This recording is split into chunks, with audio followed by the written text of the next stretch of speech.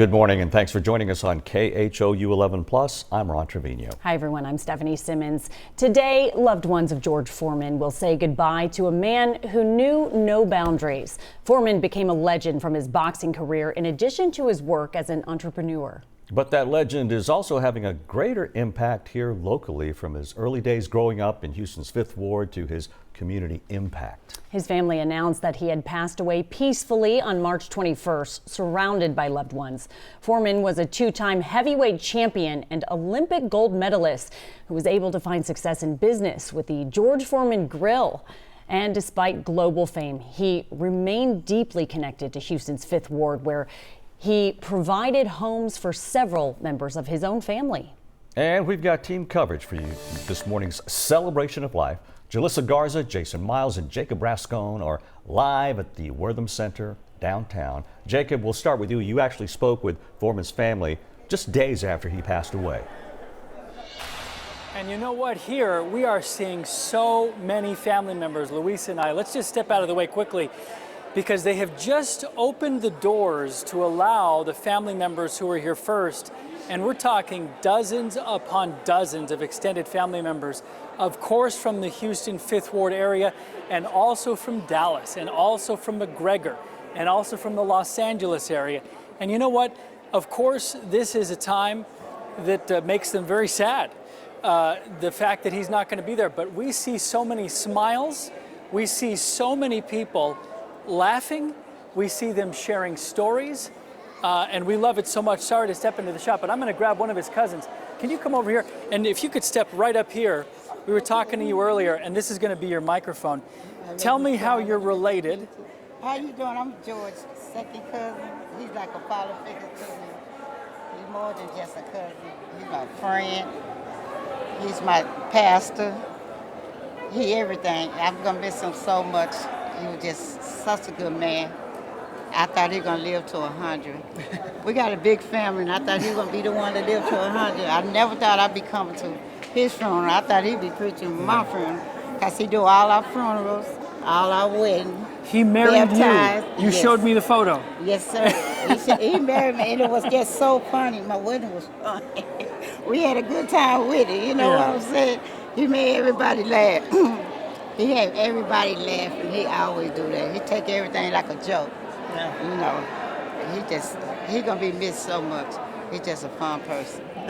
Sorry, I don't mean to cut, but that was something interesting that you just mentioned. He always made everything joke for something funny, right? Because, you know, he was such a big and intimidating guy inside the ring, but outside of it, he was such a great guy, right? Because I got to meet him once, and he was very, very approachable. He is a great guy. Even at our family reunion, he do all our family reunion for. He make games up so we can do games and stuff, you know, win prizes and stuff. He's just a good man, period, anyway. You know. They showed me earlier a photo, first of you as a toddler with George Foreman, and then you showed me the photos later on of him marrying you. And he married all of the second cousins that we talked over there. All the wedding photos, that was George with the big smile. George. He married her too. He married her You married me twice. Come in here. Come in here. Tell us your name. My name is Stephanie Halper. Oh, you're on Gano. Yes, I'm from the Gano. 5th. Okay, I got it. From with my Aunt Faye. This is my Aunt Faye. Aunt Faye, who we talked to earlier. Yeah. Okay, so tell us, for those who only knew George from the commercials or maybe saw a fight, what can you add to our understanding of the man, George? Oh, he is the man. That's the man of the hour right there. He's the family man, and he loves his family. No matter what no one try to say against him, he won't even have time to hear it, because he already know his family. Even if somebody try to say something bad about one of us, you know, each other, he ain't listen. Yeah, like he ain't paying you no attention. He just keep on talking. He will give you a deaf ear.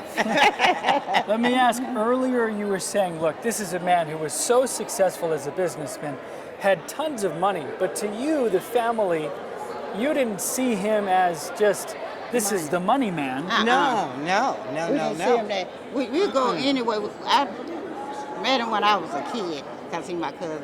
When he first started fighting, I'm from Los Angeles, California, and after every fight, he come to our house. you know, we didn't know nothing about money. He said, y'all, let's go eat. Where y'all want to eat at? We said, McDonald's. He said, y'all don't want to go get no steak or nothing? We said, no, we want McDonald's. It was 9 of us. My mama had 9 kids. And he just made us do funny things. He was just so great to us. Yes, he was. We didn't know nothing about no money. We were just kids. Yeah. He had T-shirts. He burned us T-shirts. We put them T-shirts on. We the heavyweight. I'm trying to We tell you. was the heavyweight. Yes, indeed. We thought we was. It was just so funny. He kept the family together, you were saying, because family reunions actually happened from family from all around. And that's who we're seeing here. Yes. Yes. Huge family. He did we have a family reunion. very huge family, and he made sure everybody was happy He did all that. the time. All the time. Yeah. We always there, from California, from Houston, from Dallas, from Wisconsin. Marshall, Texas, where we all Especially raised Marshall. from. Marshall, Texas. That's where we all started from. Oh, he My have a alma mater. ranch out there, and most of our family reunion was on the ranch. Yes. It was just so nice. Really, we ride horses. We go. He make a hay ride. Let me tell you what Don't he forget did. about too. he got a zoo. Don't forget about the zoo. Oh, up there. yeah. Oh, we had to live with the tigers and lions. He Yes, said, indeed. He Yeah, said- tigers running us. he said, just don't be scared. Don't be, I mean, they in the house with us. He said, just don't be scared. Don't show no fear and stuff. I know I was scared. I was running. I showed fear.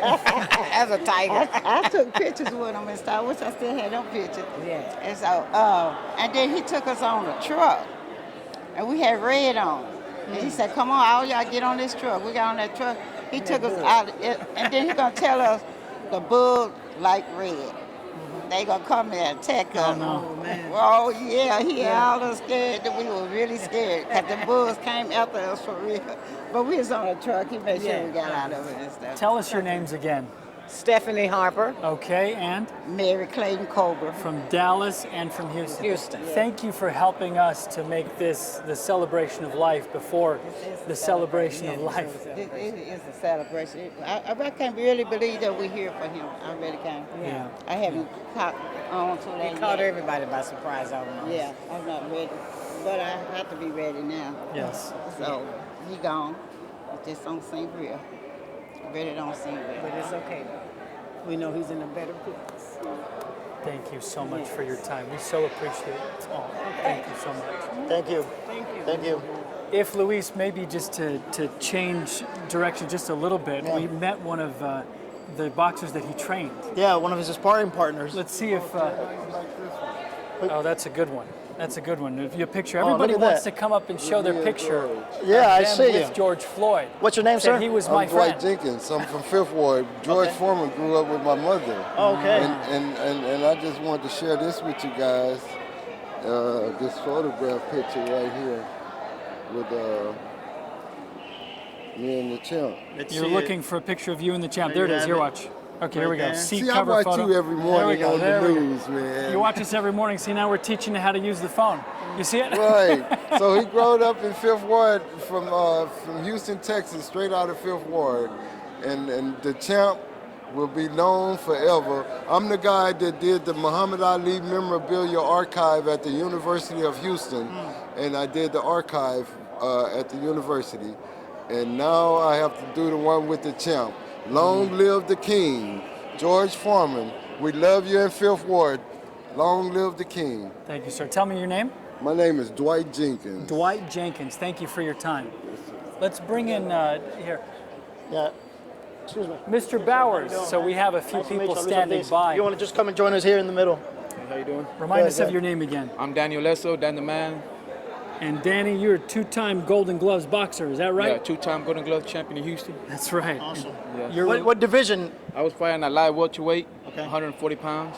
And as far as George Foreman, talk to us about your relationship with him, and just as a boxer, also what he means to you. Man, he's the one that bought me my first take when I won the Golden Gloves.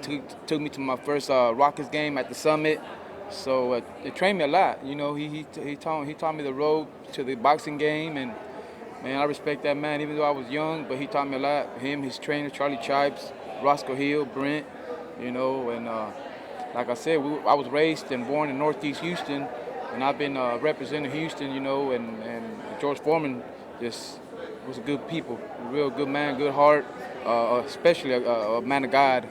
You know, he went to his church, sparred against his daughter when Frida Foreman, rest in peace too. I was one of her first sparring partners. She hit just as hard as him? Oh yeah, and she was big too.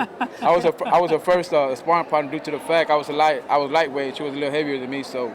But we got a lot of good memories. So George, man, I love that old man. He was my OG. You know. Tell us, if you don't mind, about his faith, because almost everyone will say something about that. Here's a fighter, heavyweight champion, but everyone wants to talk about the fact that he loved to talk about his faith. Oh, that OG loved Jesus. That's one thing I could tell you. His faith coming first on everything, before the boxing, before the money.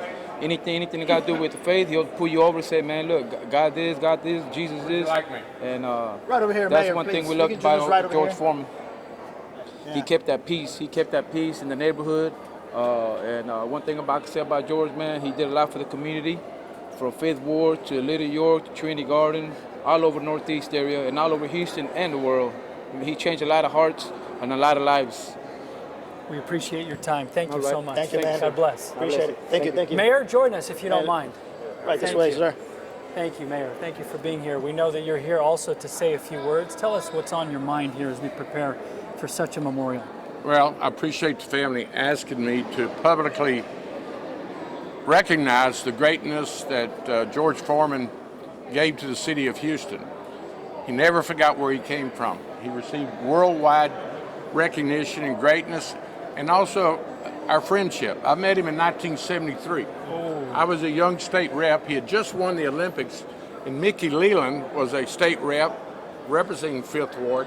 He brought him, we recognized him on the House floor. He and I remained friends. One of the greatest pictures of my career is George, me, and Mickey Leland. George and I had hair back in 73, so we remained friends. And then last year he called me to come to his home and meet with him to discuss how we could work together to improve opportunities for young people in 5th Ward, primarily. You know, he dropped out of school at 15, had a second chance with the Job Corps, was being trained as a carpenter, and his athletic skill gave him a pathway to greatness, and he never forgot it.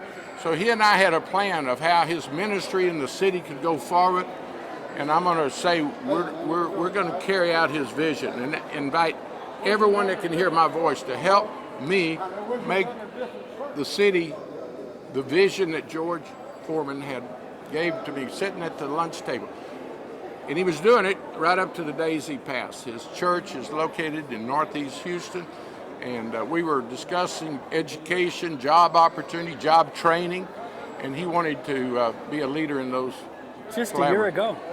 Yeah, about a year ago. Wow. What would you say? What's interesting, I went to his home. It was in Huffman, way out across Lake Houston. I met his entire family. It's kind of a family compound.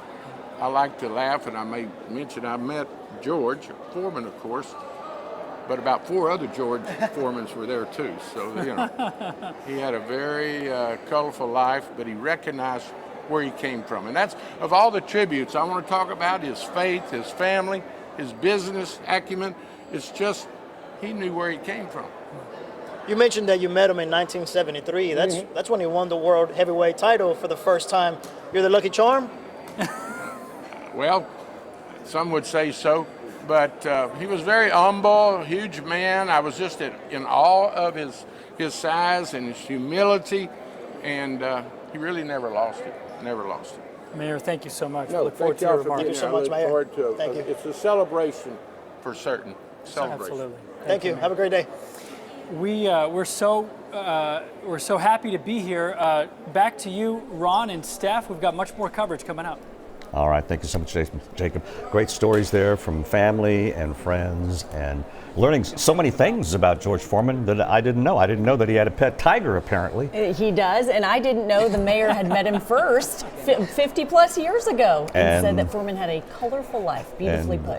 The mayor is not denying that he might have been the lucky charm when Perhaps so. All right. he won that world championship. We'll see Luis and Jacob in just a few minutes, but now we're going to turn things over to our Jason Miles, who's speaking with a couple of athletes who trained at Foreman's Community Center. Jason.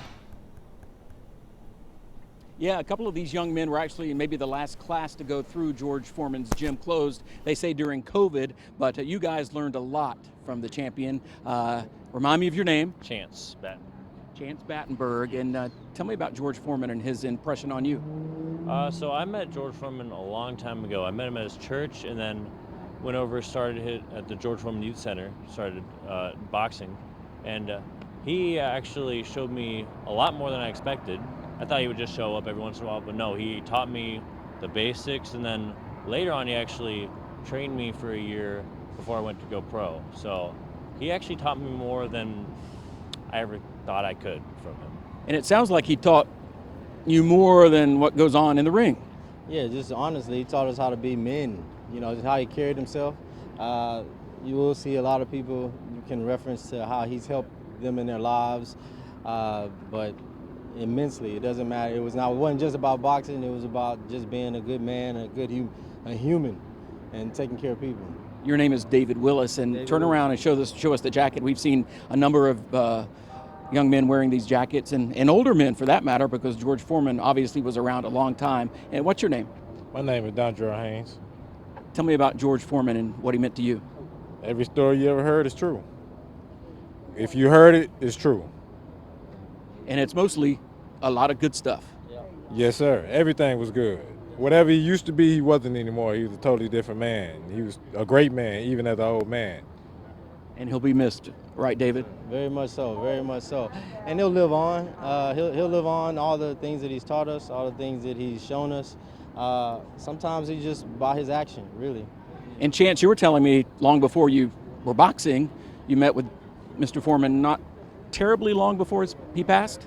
Only a few weeks before, because I had been singing and playing guitar at his church, so I had gotten the chance to know him pretty well, and yeah, everything we've been saying. He was as great of a man as everyone said. He actually was probably the nicest, maybe one of the best people I've ever met. Well, there's certainly not a lot more to be said about someone, and that's certainly a legacy any of us would like to have. Thank you, guys, for showing up and speaking with us about the man who meant so much to you. And speaking of people reacting to George Foreman's passing, Dan Pastorini, a name that is familiar to certainly many people here in Houston, the legendary Oilers quarterback, actually inducted into the Houston Sports Hall of Fame the same year as George Foreman. We got a chance to speak with Mr. Pastorini a little earlier. I think we have that sound ready to roll. What will you remember most about him? Obviously his Olympic fights and his Frazier fights and Ali fights, but the most important thing about him was his church, and got to meet him a few times at the church, and just had some really good talks. And the way the people looked up to him and the way he related to everyone is just fantastic. He's just a great human being.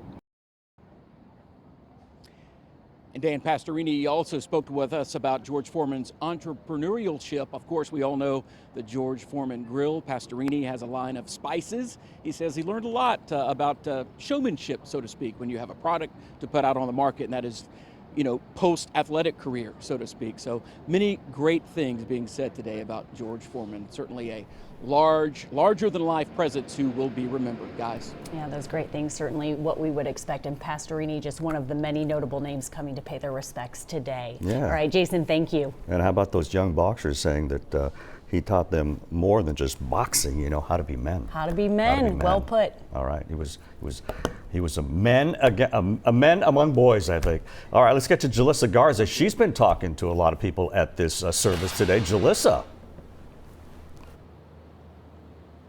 Hey, Ron and Steph, that's right. We've spoke to friends and family members, a lot of people traveling here to Houston to celebrate the legacy of somebody who did so much, not just inside the ring, but outside of the ring too. Family members we spoke to actually made the trip from California here. And when I spoke with them, they told me that George Foreman was the glue of the family, and they're working to be the glue for him today, along with their cousins and their aunts and their uncles. And you've heard from a lot of family members through Jacob Rascone this morning and on right now on our live stream here. Also spoke with some friends who drove up from Nacogdoches, who they've got some land out there and some horses, and they told me that George Foreman would always make a trip through there and go horseback riding with them. But again, it's just when you listen to these stories, you really see just how many lives George Foreman touched. I myself, growing up in Houston, wasn't a person who watched a lot of boxing, but I know who he was based on what he did in our community. For example, in Aldine, the community center that was there, I talked about a little bit this morning. My parents both grew up in Aldine,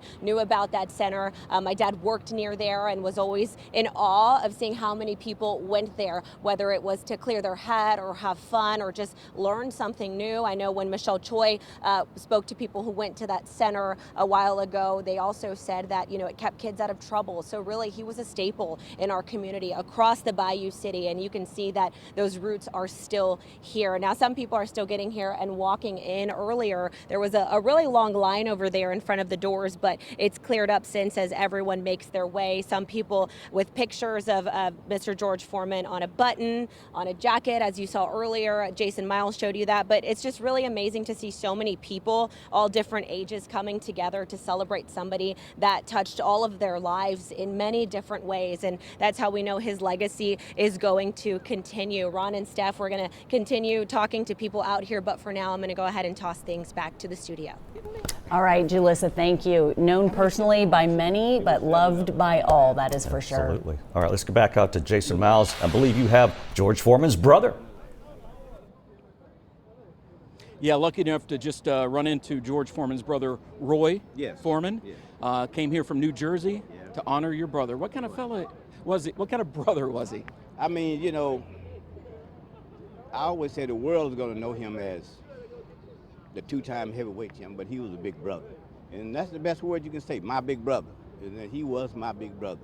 To find the guy that was more pleasing and pleasant, how he started out, hard to say. But along the way, he became a brother to so many, father to some, and then to the rest of the country and the rest of the world. You were telling me you were the youngest of 7 siblings? Yes, the youngest of 7. And how many are still around? I'm the last. You're the last of 7 siblings. Not a record I wanted to have, but I'm the last of this sibling. And to see, you know, George to me was like Superman. It's like, Superman can't die. But hey, you know what? He's in I don't like to say a better place that he considered, but he knew where he wanted to go, and he spent the last 47 years of his life working on that. So, well, if having an impact on others is any record or indication, if anybody's going to ascend, it might as well be him, right? Yes, from all the nice things we've heard. Yes, it is. You know, George, like I said, along the way from becoming that young man in Fifth Ward that we grew up in, he fell in love with taking care of his family, his city, the country, and the rest of the world. So this shows you that he belonged to the world. You guys still pretty close, kept in touch? Oh, yes, all the time. I spent as much time as I could. I come here, he come to New York, we go shopping, man, and go eating, of course. You know, that's what he liked doing. But shopping and eating is what we did. And along that, we traveled a lot of roads together, And I could be no happy and satisfied to be able to see the city come out and do this for him. What was his favorite thing to eat? Everything. But burgers, George liked it all. You know, he liked the burgers. It started out with the hamburger thing. Later on, you know, it became more like he liked delicacies, and he would come to New York, and we'd go to get that pastrami at the New York Deli, and he said, man, we got to get one of those hot pastrami sandwiches. So we go there. We start out with 1 and finish with 2. But that became his favorite thing. Well, you'll have a lot of great memories and cherished memories of your brother, and I thank you so much for speaking with us, Mr. Foreman. All right, guys, we'll send it back to you. More great stories. Thank you so much, Jason Miles. I mean, a lot of the things that people say about George Foreman today, the fact that he was a big brother and a father to so many people. Oh, so many. But I love the little things we wouldn't know unless we knew him personally. So started with hamburgers, but then moved real quickly to hot pastrami. In New York, you don't want anything else. What else could you want to share with your sibling? Love that story. Okay, we're going to go back to Jacob Rascon and Luis Ortiz. Who are you guys talking with now? So good to hear from Roy. We have Brett Bowers, his sparring partner for 5 years, also his cut man. So when he'd go to the corner, you were the guy who'd help him out with his cuts. And that was after he'd won the heavyweight title. He'd become a preacher, took a break, and he was coming back. You're one who helped him when he was coming back. Yes, sir. I started with him in 1986, and I worked with him until 1991. And you brought a few props with you. If you don't mind, I'm going to grab. Yeah. What is this? That's my headgear. This is the headgear that you wore, and he's fighting him. So sparring partner, if you don't know, he's the one who's there in the ring, and George Foreman is hitting on him, and you're hitting him back. Yes, sir. Well, there's a really cool story behind one of these, though, because there's actually a steel bar right here, right? Yes, sir. George Foreman, he was telling me George Foreman actually broke one of them. Right, he hit me and broke it, and I got cut and I got stitches. And we were in Canada when this happened. I walked right across the street. Before I filled the paperwork out, they stitched me up and had me go. So what made you go back after that? I mean, you got cut and everything, and then you still went back. Well, he fed good. He gave you food and gas money at the time. When he started, people don't realize maybe he wasn't doing great at the time. That's correct. No, he was actually broke. He wanted to keep he had his family, had his ministry, and he had his youth center. The reason he didn't make any money on the youth center, he had boxing, he had basketball, he had weight. It was $1 a year for a child, so an 8-year-old child be $8. He's making no money there on that end, and he said, Brent, in ministry, you got to listen to this. He always put out the collection plate, and he said, your first commandment is to help your fellow man. Said, help him first. Said, if you have a brother, sister, a friend that needs a gas bill paid, a water bill paid, pay that first. Then, if you have any extra money, please donate. He said, can you imagine God needing money? So after the service, I always called him Chimp. I laughed. I said, Chimp, if you got on television or radio preaching like that, them other preachers would put out a hitman on you. He just laughed. Tell us a story about, I'm going to hold up a photo. This is him talking to you. So again, this is him as the cut man. You're in the corner. What's he saying to you? Do you remember that? Yes, sir. This was in Gallup. He says, Brent, I'm fixed to knock this guy out. Tell my brother go ahead and order these hamburgers. He did. He knocked the guy out that room. Go get the lunch ready because I'm about to take care of this one. He'd never talked like that before. That's why I looked funny. And then here you are, I think, sparring with him, right? This is you hitting him. That was the second fight in Oakland, California, yes, sir. Okay. The week before the bout, he would take his headgear off, wouldn't wear his headgear. One more. Yeah. That's the only picture George signed of another fighter hitting. That was in Las Vegas. What was sad was... No. What was sad was all the people there in the audience come asking, want my autograph. You know, George looked at me. Well, George, what it is, I hit George with a double right hand, second right hand. And what happened, he never knocked me down, but one time, a month later, he hit me with a double right hand, knocked me down. He got me back a month later, and he said, Brent, I'm sorry, but I know why he done it. He had to get me back. Yeah. Well, funny connection, as Jason Miles was talking to Roy, George Foreman's brother, he's the one that introduced him to George Foreman. Yes, sir. Oh, okay. Yeah, what happened is a referee had stopped by the gym. I'm originally trained at Hitchcock High School. Had a boxing gym. Had started boxing 71 and 72 at the high school, and it was under Coach Jim Riccio. Well, they quit training. I went to League City Boxing Club then. I was training then, and that was in 1986. I decided I was going to go ahead and turn pro. I had a long amateur career, and to be honest with you, my wife says, Brent, you're getting fat. You need to start boxing again. That's what she told me. So, okay. So I got down, I was weighing like 275. I got down to 245. And then the referee come by the gym and said, George, look for a sparring partner. So I contacted Roy, and that's how I started sparring George.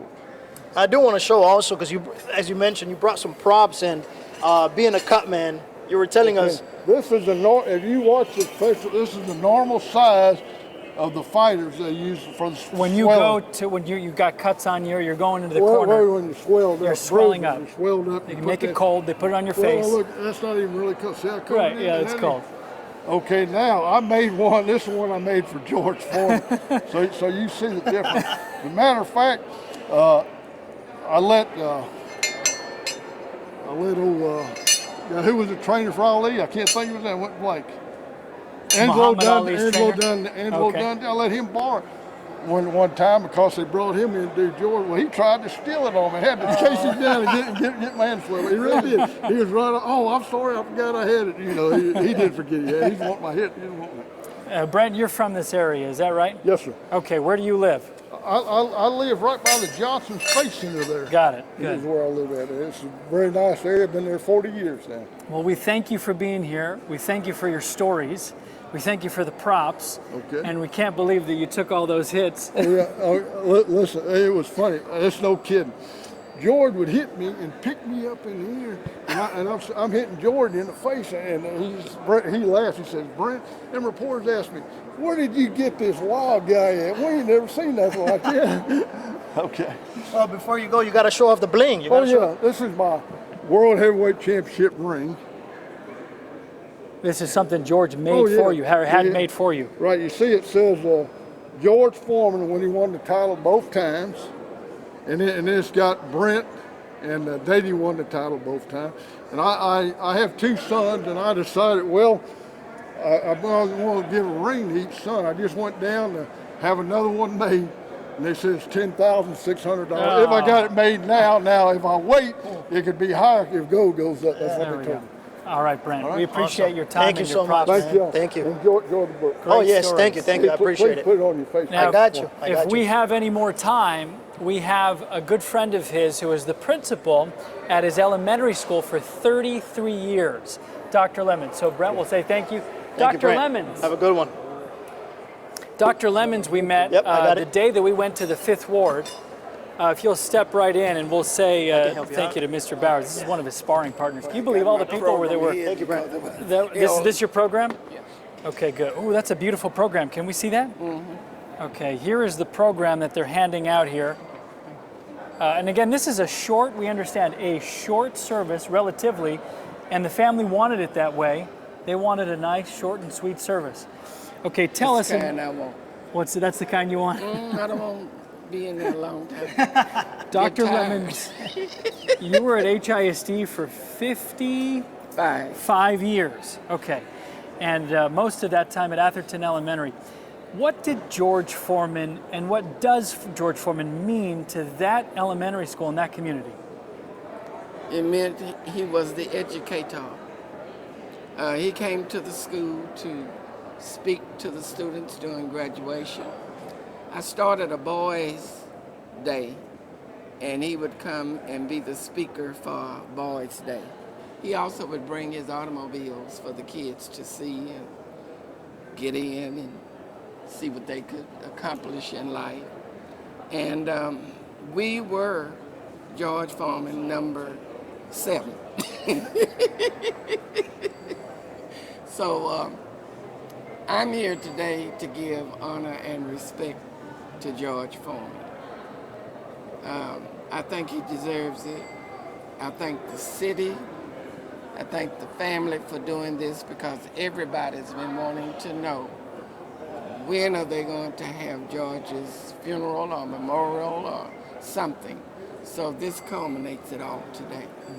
How does it feel to be here and to see the dozens of family members, the friends, the sparring partners, everyone with a strong connection to the one and only? It feels wonderful.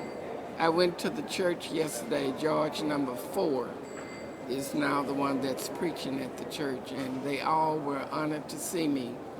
And Mrs. Foreman just fell into my arms, and I just felt so honored that she remembered me, and we laughed and we talked a few minutes, and then I left. But this is a big loss to Houston, Texas. Amen. Yeah, what would you say as far as you seeing him, watching him grow up and stuff? Did you see something in him that you could say, okay, he's gonna be a champion one day? I knew he was a champion. Anything that big. I wouldn't dare make him angry. I didn't want to be hit by George. And the children just loved him. They just had a fit. And he loved the community because on graduation day, he gave each kid that was graduating, girl and boy, a George Foreman grill. And the parents were just shocked.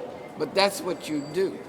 And I watched him, and to me, he was like a mentor because I'm doing things that I saw him do.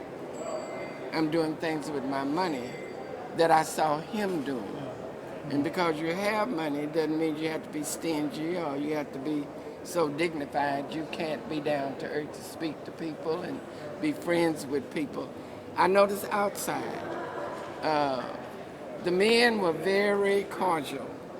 All of the women have a stuck-up attitude, and that's not the way to live. George wasn't like that. And he would want this that we are doing today, but not a long time. Not all day. He's going to get what he wanted. Yes, yes. We appreciate your time. Any final words for us as people are getting ready to, and you're getting ready to go take your seat? It strikes me that one of the more impressive, to me, realities about the George Foreman story is that he almost didn't succeed. In fact, some told us that he was most likely not to succeed. There was a time in his life in the Fifth Ward when people thought he's going to end up in jail. Well, George was just a boy, and George did boy things. And yeah, he fought not only in the ring, he fought on some of them corners in Fifth Ward. And then he turned out fighting for the rights of all of us. And I thank you, Jacob. It's a pleasure to meet you. I watched your daddy for years, Art. And I've watched all of you help me to succeed in life. And I thank God that I have sense enough to know he was giving me a pattern to live by. And so I live by love, joy, and happiness. Thank you so much. Thank you, Dr. Lemons. Thank you. Appreciate your time. What a day. In my program. Oh, yes. I'm about to steal his program. Look at him. He's trying to be sneaky, huh? It's up the escalator, across the bridge, and then it's in the Cullen Theater. We have another guest as well. Oh, great. Thank you. How you doing, man? Come in. Jacob, Remind me nice of to your meet name. you. Cecil Miller. All right. Cecil. Boxing promoter, yes. Yeah, talk to us about just your relationship with George. You know, you met him not too long ago, right? Yeah, I met him last year. Mr. Bowers, he introduced me. I went to his church, met up with some of his children and everything. When I first met up with him, he had enlightened me, you know, like he knew me for 20 years, you know. Yeah. So that's the, you know, the impact that he had came, you know, just reading his book, you know, I've been studying it as well too, doing the backgrounds on him.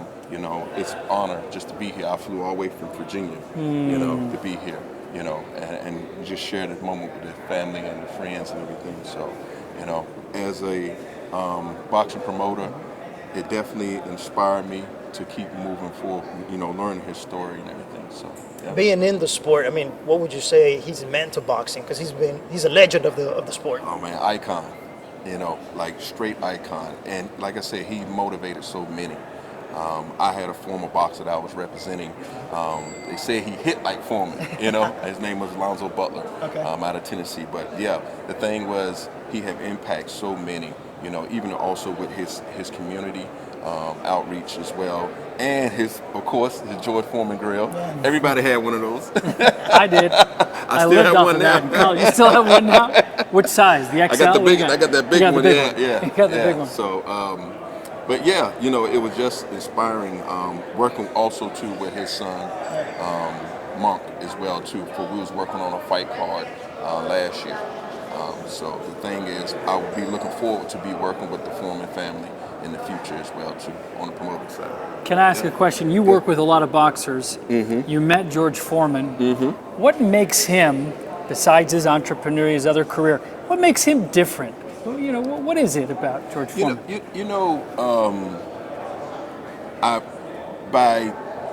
The thing is, he had a lot of favor because in the younger days, he was steered the wrong direction, you know. And the thing is, when those days, you don't have a lot of opportunity, and with him having that favor, he utilized it the right way. And now it's just that, you know, the impact. Many look up to him, and I give him the utmost respect, you know, to George Foreman and his family, you know.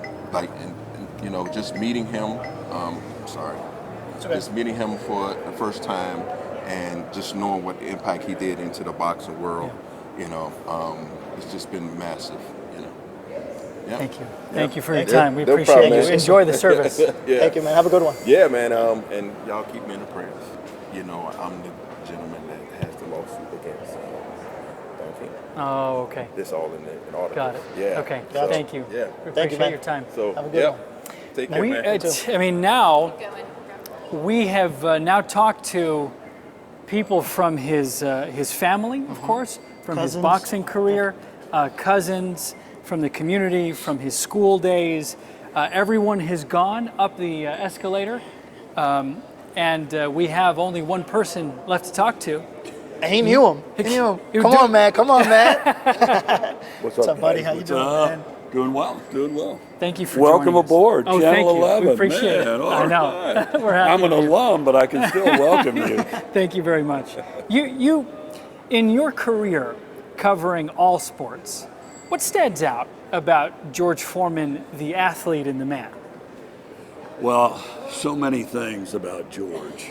And I first want to say, you know, the mayor put this whole thing together so the city could honor him, which was really cool. Yeah. It's been 3 weeks since he passed, and I was talking to some of my friends, Dan Pastorini, the former Houston Oilers quarterback, and you know, we're just all stunned because George, we all love George. Everyone loved George. And what stood out about George was early in his career, I was a kid, you guys weren't born, watching George from afar. He was one of the first athletes. He wins the gold medal in 1968. He's waving the little American flags. He's the first guy. I was a young, scrawny kid, and he was a big weightlifter. He was the first boxer that really talked about building your body up. Now, he was a burly guy naturally, but he lifted weights. So those of us back in the day were like, well, yeah, we're gonna lift the weights like George like Foreman. And so when he got beat by Ali, and you can talk about what happened in the fight and everything else. Things changed for him because he had trouble getting back a title fight and that type of thing. And he wound up retiring, and then he found the Lord. I mean, he talked about it a lot. And once that changed his life, George was no longer that I'm going to be a tough guy and I don't talk to the media. He was like the friendliest guy. So when I showed up in Houston and George was here, he was doing weddings at Houston Gamblers games. You know, he was so much fun. And then we got to cover his rebirth in the boxing ring. Then he decides to come back and fight again and become a champion again. What sticks out? What sticks out, Jacob, is all that. He's just all encompassing. And then he comes up with the George Foreman grill and becomes so wealthy after that. It was just, and he was the same guy. He was just the same fun guy through everything. That's what sticks out. We were watching just before the show started, just the best knockouts by George Foreman. And one of them that stands out to me, this was of course later on, he must have been in his 40s, and he clearly, the guy was ready to fall, and he was trying to tell the ref, I don't want to knock this guy down. Will you please call it? You know, and he's like just barely jabbing him, and the ref won't call it. So finally he just does this, and he just drills him. He's a different man. But I'm hearing that from you, and I hear that from others too. Is there a kind-hearted boxer out there? Apparently. Yeah. Apparently, you know, that's what George was. Yeah. That's what George was. And for those over 40, he always said, I'm showing people that there's life at 40. And that's why I'm doing this. And he was just so beloved. And even after that second retirement, of course, is George Foreman grills. Who didn't have a George Foreman grill in their house, right? Everybody had one. And but he would show up at charity events. You know, I would use one of George's gloves. They were so popular you couldn't do two gloves because it was, well, you could, but it would be so expensive. So he'd sign one glove. Okay, I'll sell that at the auction, one glove. He was just so giving, so loving. And he was so special, and that's why people want to come out and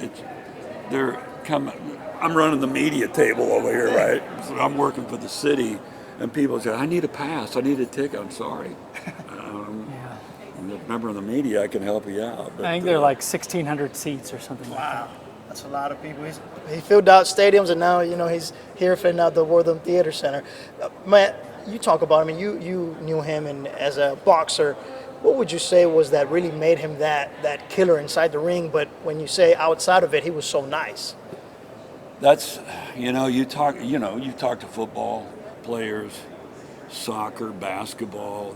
Some of those guys, they have tempers and they're testy off the field. But some of them are great players, but they're testy off the field. Others can turn it on and turn it off. It's an amazing thing to watch.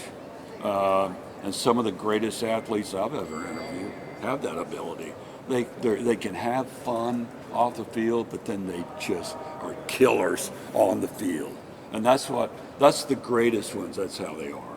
That's how they are. That's how the great ones are. Jose Altuve. Yeah. We interviewed him how many times? You're still interviewing him.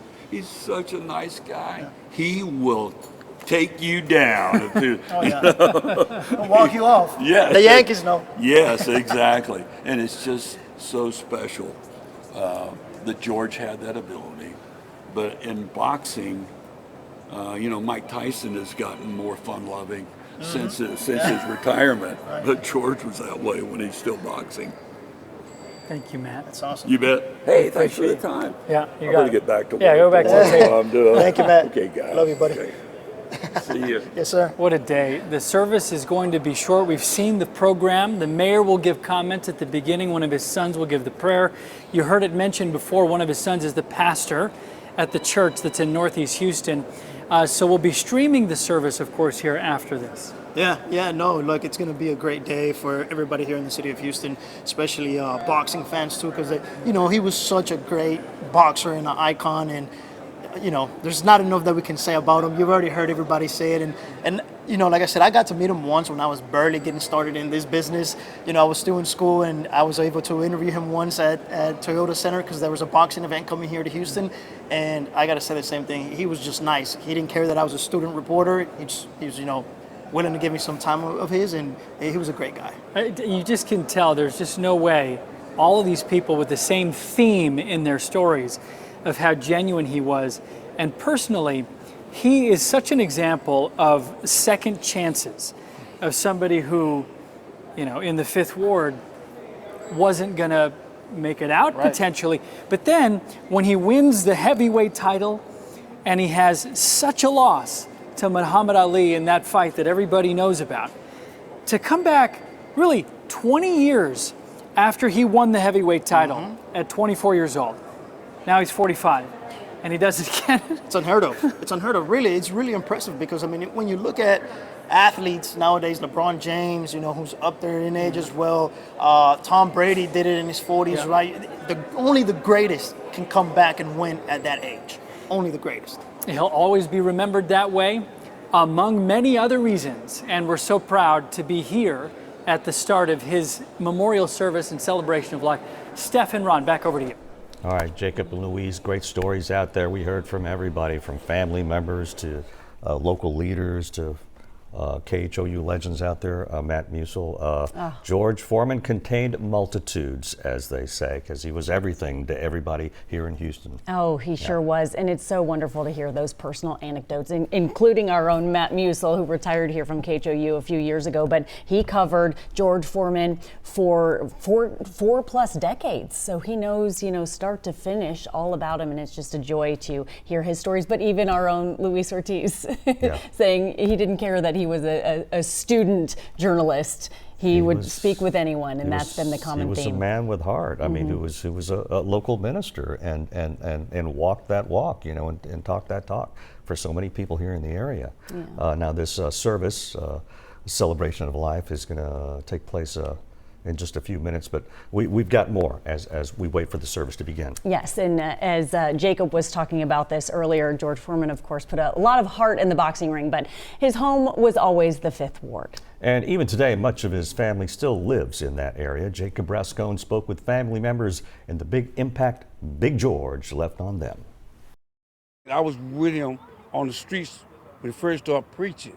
Everyone has their favorite story and sermon. He always taught love. He always said that God is love. And they're all pretty sure they were George Foreman's favorite. He was tough, and he loved me, his cousin. He did. Big George is nothing less than a hero in the Fifth Ward, especially among family. He made sure all of us had a house to stay in. He bought you houses. He bought us houses. How many houses? I can't tell you, so many. Dozens of family members live in homes and drive in cars he bought for them. But that's not what his cousin, Miss Faye, will miss the most. Just conversation with him, being with him. I always be with him at church on Sunday. And I missed him. I miss him. I miss him. Everything. I miss everything. I miss him. I miss him. She remembers the last time they spoke 1 week ago at church. I told him, I said, well, cousin, I'm going to see you tomorrow. And then he said, I love you, Miss Faye. And I said, I love you too, George.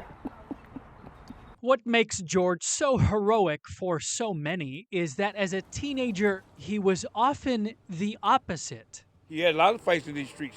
He did a lot of stealing. He did a lot of robbing in these same streets. When longtime friend and state rep Harold Dutton Jr. met him, George was not far from life in prison. If we were betting on somebody most likely not to succeed, it probably would have been George. Until the day that he introduced George to boxing. Their eyes got big as donuts, and they were watching me hit the speed bag. I remember George saying, God, Dudley Do-Right is a boxer. The two-time heavyweight champion and entrepreneur, never too big for his hometown or his family, no matter how big they got. 50 or 60? Yeah, in this area. And he'll be greatly missed by all of us. I know I miss him. I miss him so. I do. And the stories continue. Foreman's death greatly impacted the Houston area community. We've been hearing that as some friends and family were walking into the memorial service just now. But that also includes Northeast Harris County, where his former youth center was located. Yeah, and we're still waiting for that slow celebration of life to begin any moment now. But Michelle Choi shares more on what that center meant for the area. Outside what was once the George Foreman Youth and Community Center now stands a single candle, a small but powerful tribute for a giant of a man whose impact went far beyond the boxing ring and deep into the heart of East Aldine, right here on Lone Oak Road. After school and go over there and meet friends, and I had bonds with people there. Jesus Gonzalez grew up here. In fact, he still lives right across the street from the center, which for nearly 4 decades served as a safe space for local kids like him. This center made a big difference for you guys? Oh yeah, for sure. Yeah, that's why I liked living here, because it was so peaceful. There was nothing going on here that was bad. Everything was so good. Was it disheartening to see it close? Oh yeah, it closed, but everybody still respected the building and everything. It was, maybe it's gonna open back up one day, and we thought that was gonna happen, and it never happened. Foreman wasn't just a name on a building. He showed up, and for the kids in the neighborhood, he was larger than life. Meeting him is kind of like meeting a warrior. Like it's like you're meeting Hercules or something, you know? A humble hero, always giving back. That's me and George Foreman right in that spot over there. Jesus proudly points to a photo. He was just 18 when he snapped that moment with the champ. So hearing of Foreman's passing, it hit hard. He was a really great guy. And I'm sadly gonna miss him. Victor Vallejo shares the same heartbreak. It's keep kids off the streets and just mainly help a lot of youth around this area. He remembers getting boxing lessons at the center as a teen and the way Foreman carried himself. He was a good people person. He's not one of those, how can I say, bad person, like, oh, I'm richer than y'all, like, I got my bodyguards. No, like, he would interact with people, like, he would.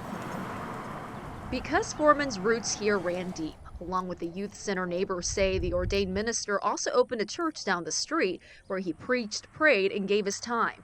For many, his legacy won't just be remembered, it'll be lived. It stays with you forever. Like, legends never die. They live in all of us. In Northeast Harris County, boom. Michelle Choi, KHOU 11 News. More tributes on a day of tributes. Now, the trick to boxing, they say, is being tough, not just with your fists. Yes, but with your mind as well, Ron, okay? Our Len Cannon got to learn firsthand what it's like to train with the boxing legend. When George Foreman talks, I listen. In boxing, you can't kick. So if you don't protect your hand, you're out of business. Right. You just don't do a little in and out. So the champ wraps my First hand. thing you want to see is a tacky boxer. Move around the ring, Then right. he tells me to get loose. Look at the move, look at the footwork, look at the footwork. Yeah, all right. Watch Get out. the neck. Bring on all the most TV important anchors. thing. I want Greg Hurst first. But I'm ready to throw a punch. So on go the gloves, and Foreman shows me how to throw a jab at the big bag. Power. That's great. Now, Great. the 1-2 punch. Now, relax. All right. Let's go. 1-2. Great. That's great. This guy's been boxing somewhere. Come on. Keep the thumb tucked, though. I've got the jab down pat. So let's check out the speed bag. Now, it's called a speed bag, but you don't really have to go all that fast. The idea is get the coordination. Coordinating your hand and feet together. 1, 2, 3. 1, 2, 3. But my coordination is lacking. 1, 2, 3. 1. That's the right leg a little closer. I just whiffed on the speed bag. I get better. All right, here we go. But Foreman is not impressed. 1, 2, Float like a butterfly. 1, Sting 2, like 3. 1, 2, 3. Sting like a reporter. Funny guy. Now it's back to the jab. Hit it. And Big George is turning up the heat. Hit it. That's hard now. Hit. Step in with it. Step in with it. Come on. Oh, yeah. Ah. Now do the Ali. 7 of them. Come on. Oh, I quit. I hate Ali. At last, I'm ready to spar in the ring.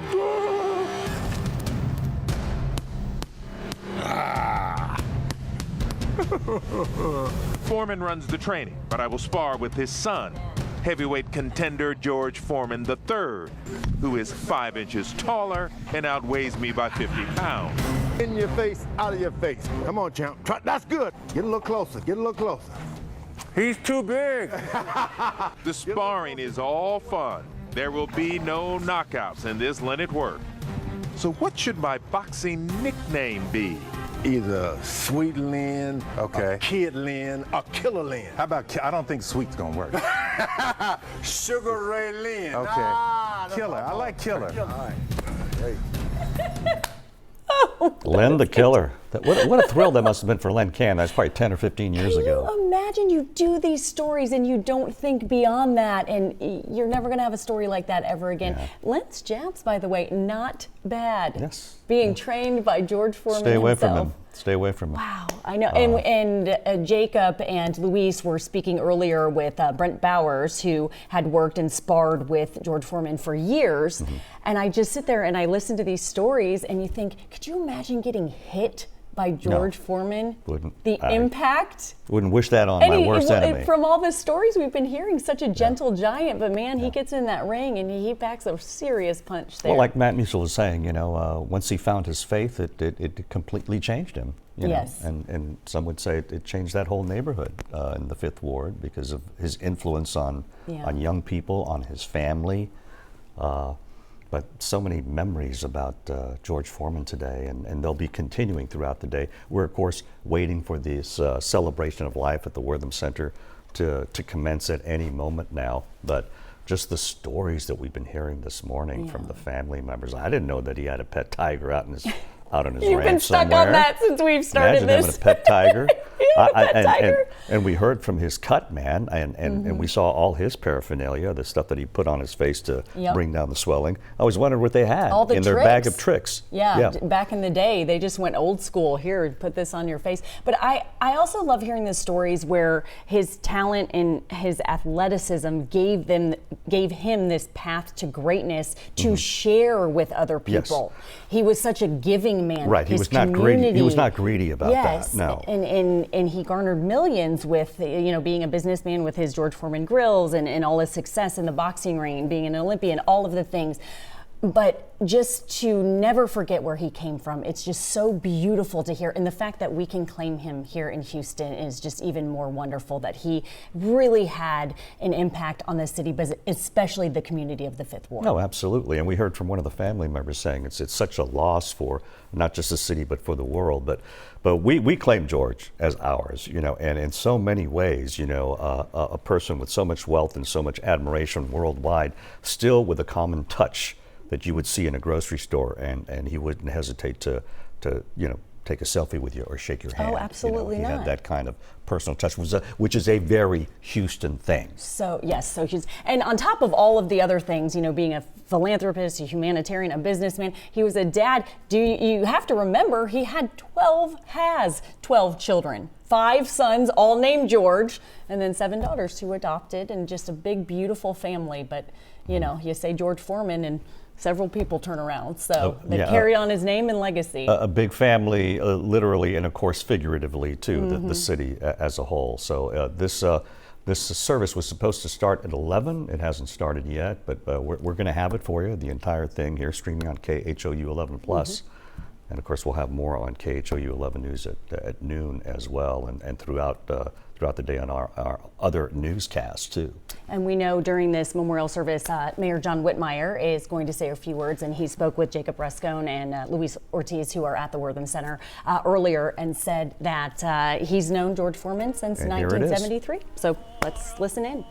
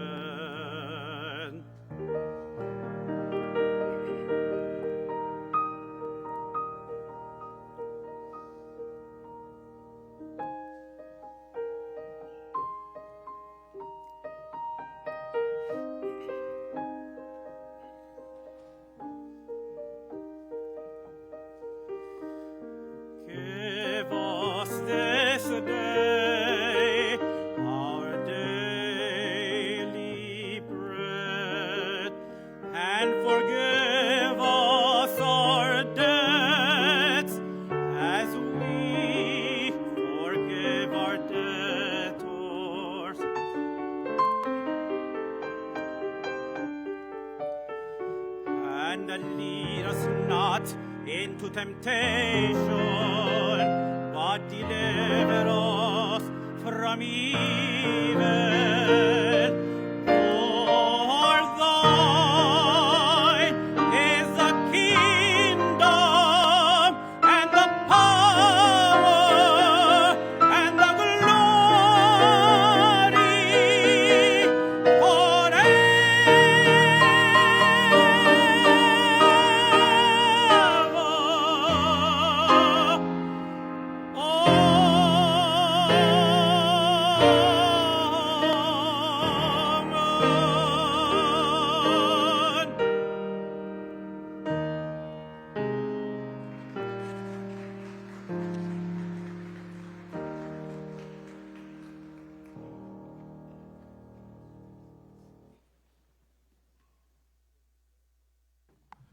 Please bow your heads. God, we thank you for bringing us here together to celebrate the life of your loyal and faithful servant. God, we thank you for bringing us all here safely this morning. We ask that you bless this ceremony, welcome your son into glory, Remember the friends and loved ones, the wife, the daughters, brothers, sisters, and children. Remember them and bring your angels by their bedside to comfort them. God, we ask you this in the name of your living Son, Jesus Christ. Amen. I'd like to invite Dr. Marion Russell Dixon for our musical tribute.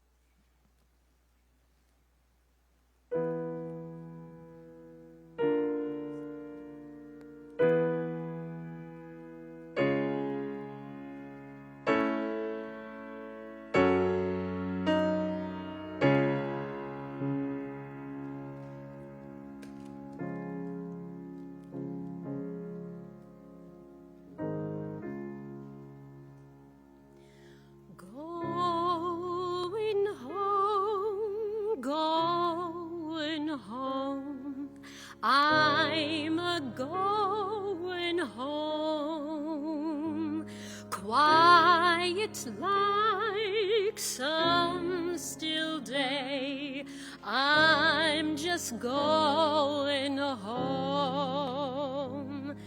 It's not far, just close by, through an open door, work all done, care laid by, going to fear no more. Mother's there, expecting me, father's waiting too. Lots of folk gathered there, all the friends I knew, all the friends I knew.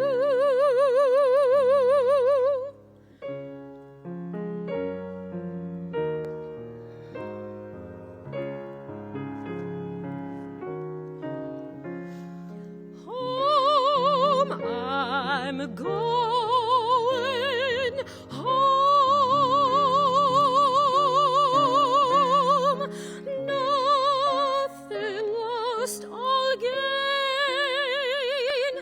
No more fret nor pain.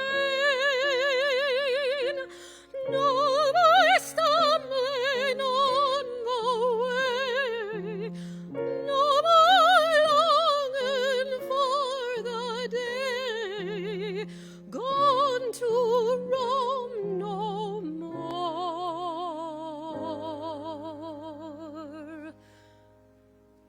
Morning star lights the way, restless dream all done, shadows gone, break a day, real life just begun. There's no break, there's no end, just a living on, wide awake with a smile, going on and on, going home, going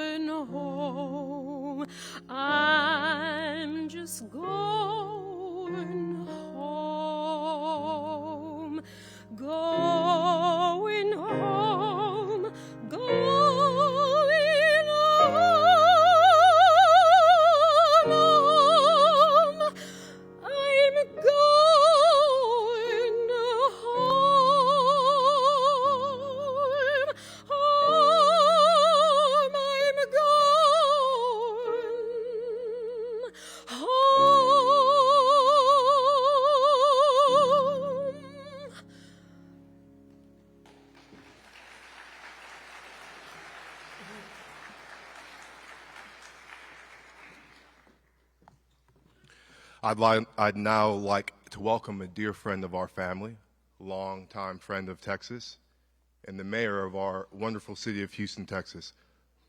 Please join me in welcoming Mayor John Whitmire.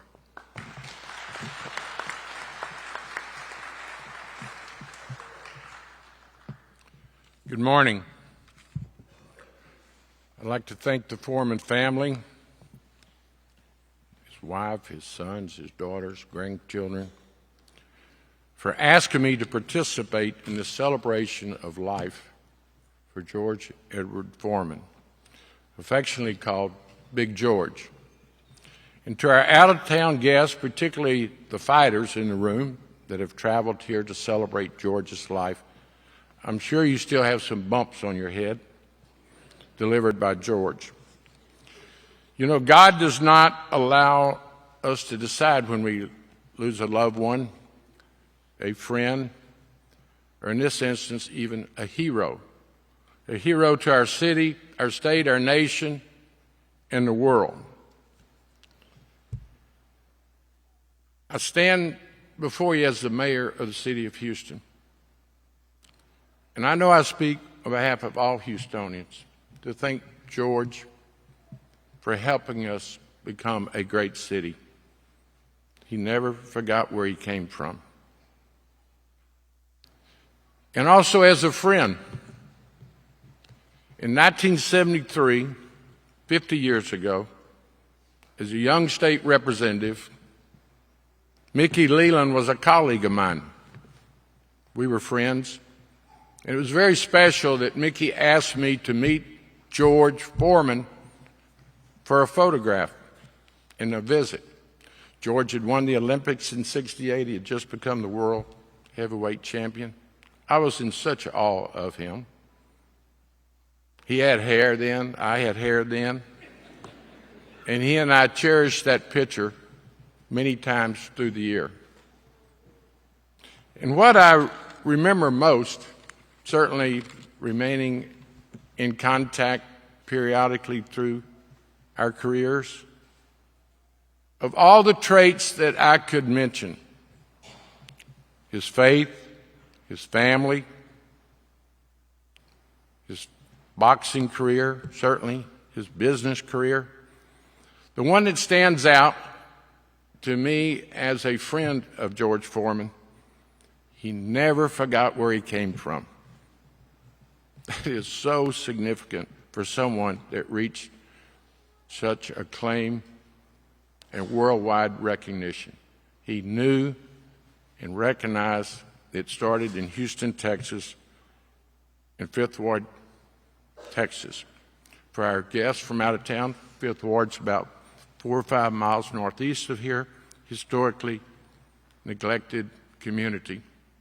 And about a year ago, George called me. I'd just been sworn in as mayor, and he said, Mayor John, I want you to come out to the house because I want to discuss with you how we can partner to give youth across Houston the opportunity that I received. Now, you remember, George dropped out of Wheatley High when he was 15 years old.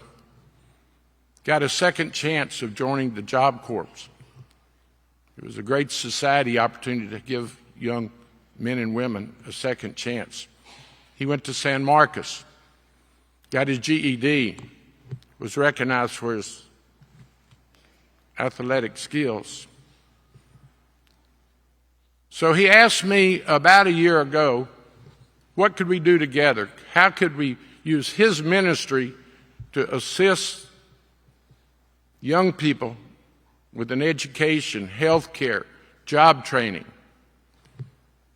It was special. Certainly anyone would welcome, certainly the mayor of this great city, George Foreman, would partner with our city, allow me to be in his presence, to travel this city, mentor young people like he was doing. And of course, he passed too soon. He and I shared the vision. And I want to publicly say today, his vision will live on. I am committed to George's vision across Houston, certainly the community in which he grew up. His church was located in Northeast Houston, very close to where he went to school. So let me just ask everyone present today, join me in carrying out George Foreman's mission for young people, not only in Houston, but across the United States and the world. So let me, before I sit down, we did a proclamation at the city this week.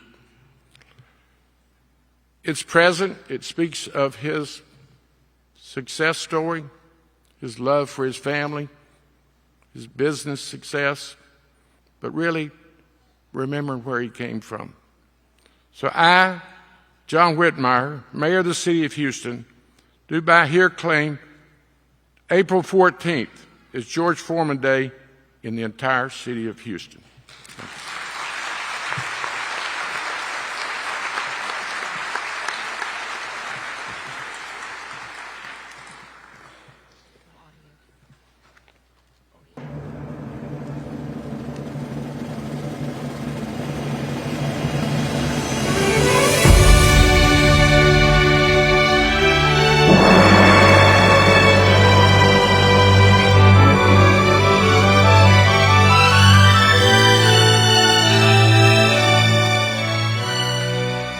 Hello, dear friends. I'm George Foreman. Most of you know me as the old boxing champ. I won an Olympic gold medal in 1968. It was in Mexico City that I raised a small American flag while representing my country. I went on from there to win the World Heavyweight Championship in 1973. But it was in 1977 that I had the most dynamic experience of my life. In March of that year, within hours, I was transformed from one man to another. You see, I tasted what every young man fears most, death. For years, I had prepared for what all of us wish to attain, long life. And because I wanted more than others, I did more, like getting a good night's rest, eating healthy foods, and exercising for long hours. Yes, my life really began after a boxing match. A boxing match in which I felt I had won. No boxer ever believes it when he loses, so at that, I'm no different. I got back to my dressing room that night in March of 1977 and tried to cool off, as I had done so many times before, but I couldn't. Thoughts of the unbelievable, death, entered my mind. I fought a silent fight to keep all I'd ever called my own, my life. I wanted to live as much as any other person. I had not seen any of the great wonders of the world. At 28 years old, all I'd ever seen in religion from my childhood, I felt, was weakness. So as much as I tried, I always came up with, it can't be real. Though I would say from time to time, there must be a God somewhere. If he lives, he has got to be with me because I was rich and there were so many that were poor. Well, that night in the dressing room, I lost my fight with death. I heard a voice within me ask, if you believe in God, why are you scared to die? I was afraid. I had not said goodbye to my mother or my children. Okay, I said, I believe in God, but not enough to... Before I could say die, I was out of this life.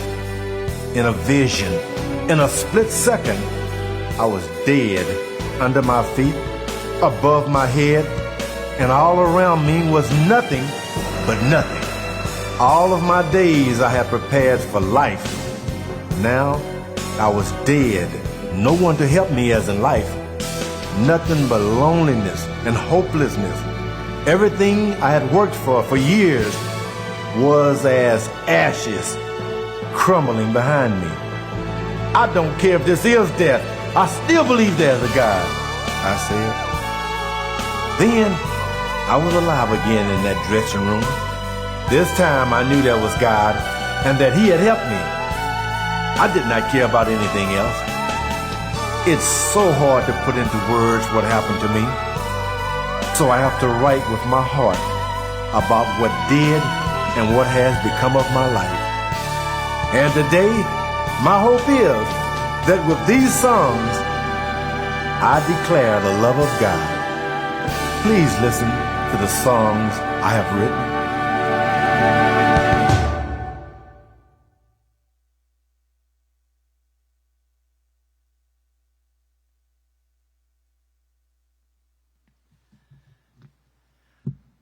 Welcome, family, friends, fellow mourners.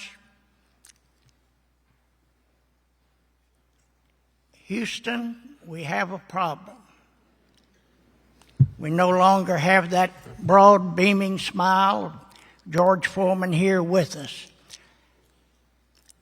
But I want to talk to you about his philosophy in having that smile all the time. I was looking through earlier this morning a little book that he wrote in about 2009 called Going the Extra Smile. George said that wherever he was, be it on the streets of New York or Los Angeles or Marshall, Texas, he'd turn around and somebody'd be saying, "Hey, George." He'd wave and give him the biggest smile he ever had. He became famous for that.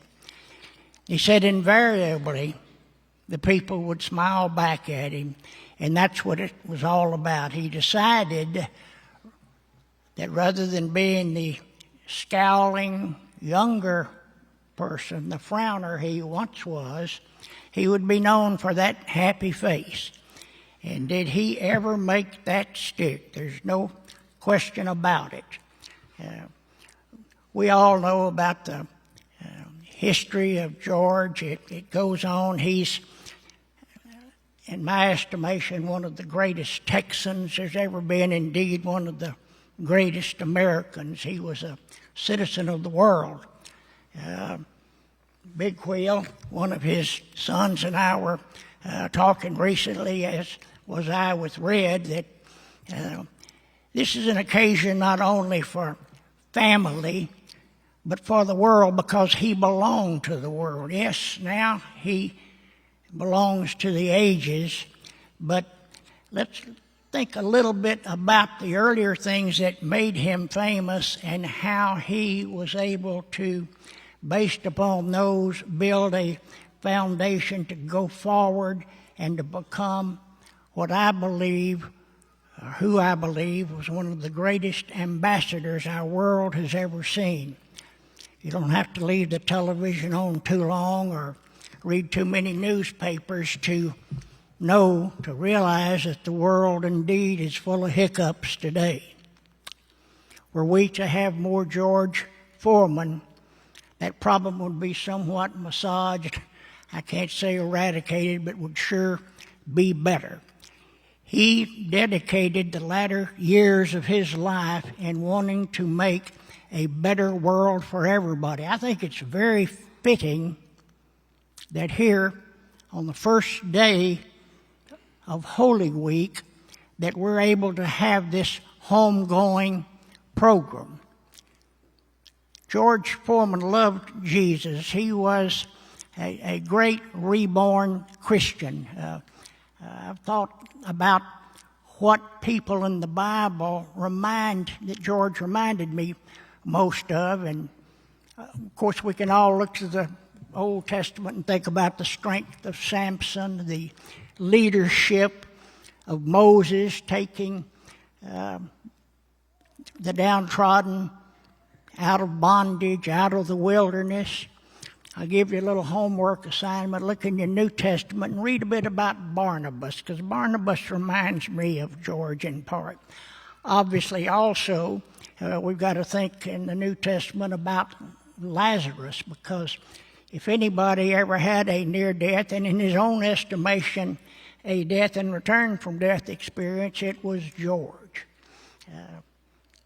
There's so many people that have been here in our world in the past, say 75 years or more, that influenced George that he reminds me of, such as starting back with FDR, Franklin Delano Roosevelt, moving up to Lyndon B. Johnson, Martin Luther King Jr.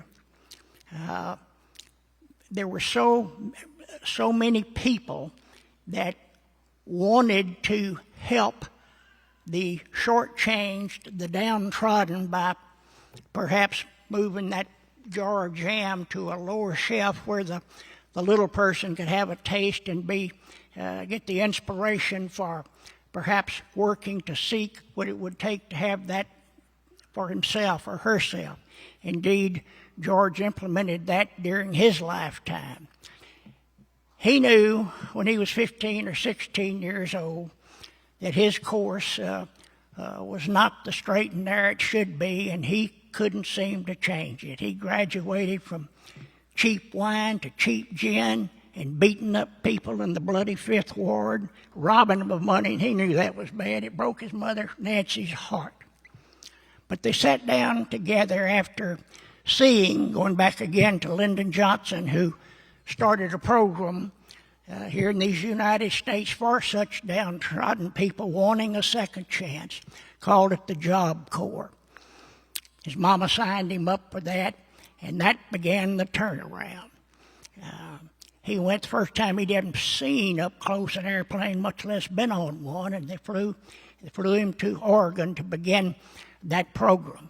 He had finally made up his mind when his hero, the great football player, first for Syracuse in college and then for Cleveland Browns, Jim Brown, got on TV, and he saw the ad and said, "If you need a second chance, this is it. You must take it." George realized he couldn't do it on his own, but that he wanted to do that. The family was behind him, and he promised his mother that he would never disappoint her again if he was able indeed to come out of that abyss in which he'd been cast. George went on, as we know, to in 1968 become the Olympic heavyweight champion, won the gold medal, defeated the highly vaunted and much favored Russian. Went on to, of course, become the heavyweight world champion, and later on, some years, do so again at the oldest age anyone ever had. He met with the gentleman over here, the very great person and champion, Michael Moore, at that time. Funny story, later on, even when he was older, 55, he and I were talking about, George got to think, well, you know, I'm in pretty good shape still. I might try for a third comeback at age 55. Joan cut her eyes at him and did this. He said, no, you're not. But we tried. We talked about we can build it up. You can get on the road again. You can start pulling a Jeep behind you, and you can start chopping trees, and you can get in that good shape again, and we'll advertise you on TV as how many push-ups can you do in 10 minutes without stopping? George said, no, it'll sell better if we get on there and say, how many cheeseburgers can I push down in 30 minutes without stopping? George loved cheeseburgers. He had a hunger fixation ever since back when he was a kid. And I'll tell you a little bit more about cheeseburger in a minute, perhaps. Every Saturday before lunch, we would have a telephone call. We'd start off talking about horses. George loved horses. I don't remember whether it was Will Rogers or might have been Teddy Roosevelt or Winston Churchill, but one of them is given credit for saying there's something good about the outside of a horse for the inside of a person. And George subscribed to that. He loved all kinds of horses. He had Lippy's Honors, he had thoroughbreds, saddlebreds, standardbred, Tennessee walking horses. That's the way we became friends and knew each other over a quarter century ago, was by virtue of our common interest in the horses. Our phone conversation would then evolve to old pocket knives. He loved pocket knives and old pocket watches. Then he'd always give me a lesson, a Bible verse, or ask me what I thought about this or that. This particular season, he always loved, we'd be talking about it's getting time for a trail ride. We always had up at our property up in East Texas and anecdotes a trail ride for him and his family about Easter time in October. He loved Easter for the obvious reason that it was the time of the crucifixion and the resurrection of our Lord Jesus Christ. George looked at it in the manner that he felt that the Lord had completed his earthly experience, his assignment, and was ready to go on to heaven. And he had an acronym that he liked called JOY. The acronym, the first letter, J, he said should always be Jesus. The second letter, O, for others. The third, Y, for yourself. And that's the order he wanted everything to be in, and I think that is the way he lived his life. One of his other great heroes was Roy Rogers, who, as you probably know, if you're anywhere near my advantage, was the king of the TV Cowboys. And he had a song that he loved to sing, Happy Trails to You. And happy trails to you, George, until we meet again. Love you.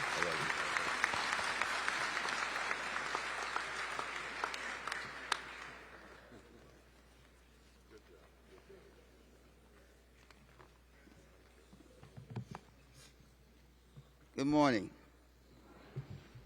First, I'd like to thank Joan and the family for allowing me to say a few words about George. George was boxing when I met him, but I never knew George, the boxer. I only knew George as the man. People always ask me, how did you meet George?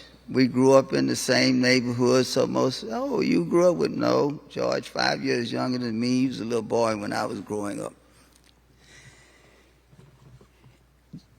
But when I met George, I came to understand that George was pure.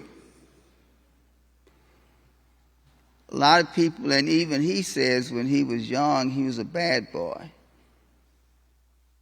But I realized George was never a bad boy. When he was young, he was a good boy who did bad things. He says he was converted. He was never converted. George was always good. He just learned who he really was. He learned his foundation. How did I meet George? George started giving me money when I was dean of law school. Didn't know him, never met him, get checks in the mail. When I became president, George gave me a large contribution to the university.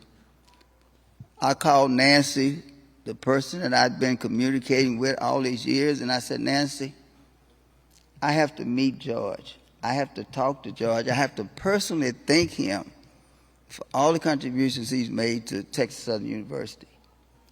And she said, the only way George will meet you if you come to church. If you come to church, he will talk to you afterwards. At that time, Nancy didn't know that I made a contract with myself at 19 years old. I walked out of the church. So for the rest of my life, I had to explain to people, I didn't leave God. I left the church because I couldn't deal with all the hypocrisy in the church. But I went to George's sermon, went to his church, heard him preach. We talked afterwards. I really liked what he said, and so I went back the next Sunday. Another very, very moving sermon for me. So that Wednesday, my secretary buzzed me. She said, George Foreman is here to see you. I said, George Foreman? She said, yes. So George came in, and I said, George, You know, I'm not always in my office. I have meetings. I'm out of town. I said, in order to make sure that I'm here, it might be a good idea if you make an appointment. He said, you didn't make an appointment when you came to church. So that's how our friendship started. I want to do two things. First, I want to read something, scripture from the Bible. I know it's not church, but this is what brought George and I together. Now, this encounter that Jesus had with the Pharisees is in Matthew, Luke, and John. All right? I always tell people, my name is James Matthew Douglas, so I like to count in Matthew. And so that's what I'm going to read from the 22nd chapter of Matthew, 36 through the 40th verse. And one of the Pharisees said to Jesus, Master, which is the greatest commandment in the law? Jesus said unto him, Thou shalt love the Lord thy God with all thy heart, and with all thy soul, and with all thy mind. This is the first of the great commandments. And the second is like unto it, Thou shalt love thy neighbor as thyself. On these two commandments hang all the law and the prophets. That's how George lived his life. And I realized that's what I was looking for. You know, I know a lot of people in the church said, why did the president of the university start just coming to our church? I started coming to the church because I finally found somebody who believed like me. Religion and Christianity shouldn't be complex.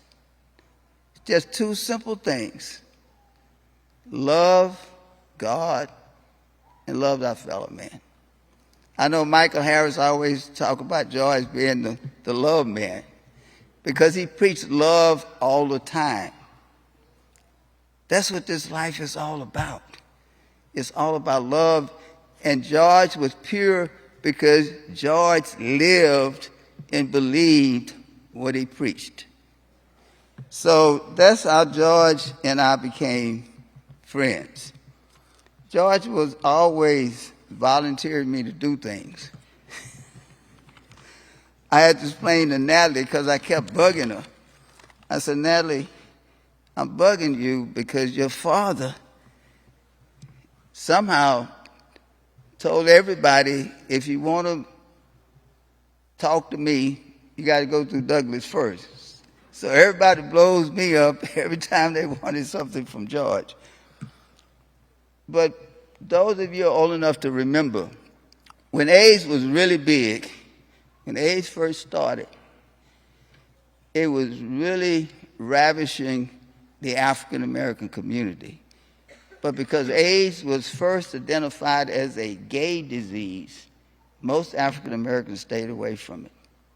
So George came to me and he said, look, he said, I want to do something for the NAACP. He said, I'm making a lot of money and I want to make sure I don't want to be like other athletes. I know that I'm making a lot of money because of people like Martin Luther King and the NAACP, and so I want to contribute something to the NAACP. So George ended up contributing $200,000. And at the meeting, he asked me to read this, and I'm going to read you what he asked me to read. It's very short, but it shows what George was all about. And it says, my brothers and sisters in the struggle, with the ushering in of a new millennium and century, and so this is 2000.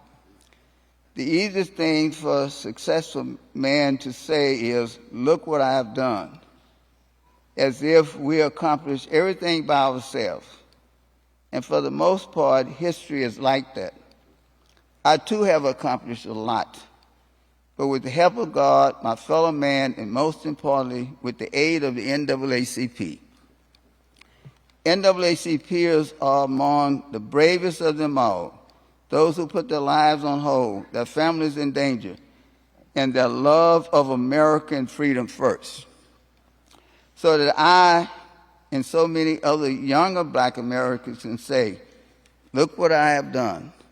To the NAACP, I say, thank you. That was George. That was George. George gave money to a lot of different organizations. You wouldn't believe it. But the thing that brought me to George was his love for God and his love for everybody else on the face of this earth. He's a wonderful man.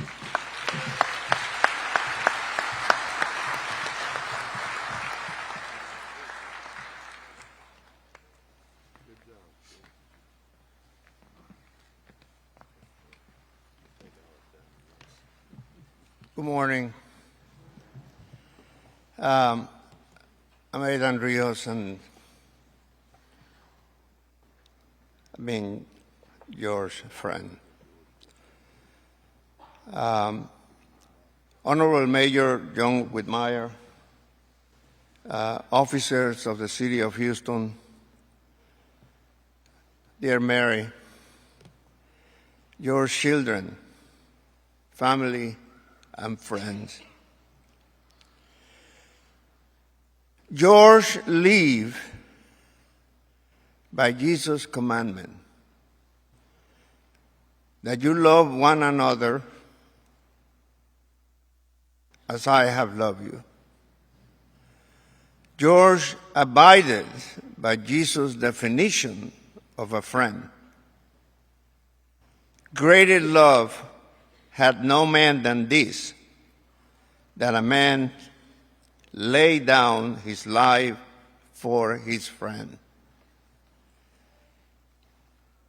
George loved us and was ready to give his life for his friends, for you, anytime, anywhere.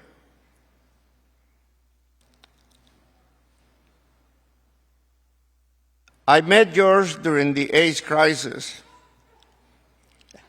and AIDS patients were his friends in Jesus' sense of friendship. He was ready to give his life for them. He asked me one day, he said, Doc, where do they get food when they cannot work? Food was important for George.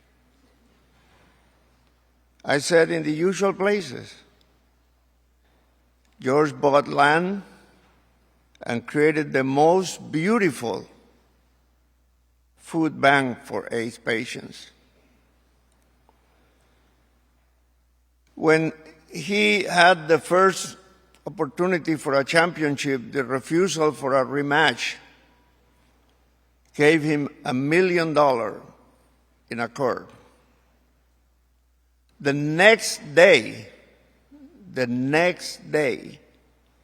he went to MD Anderson and gave $1.7 million donated for the adolescent unit in the ICU for adolescent pediatric patients with cancer.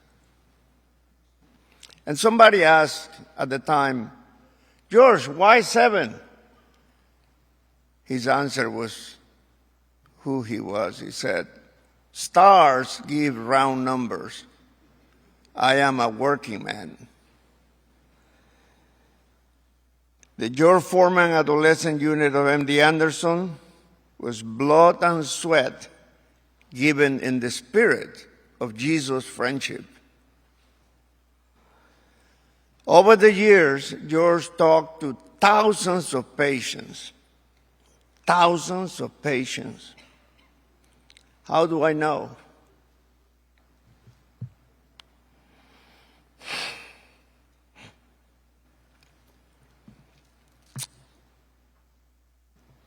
I place the calls.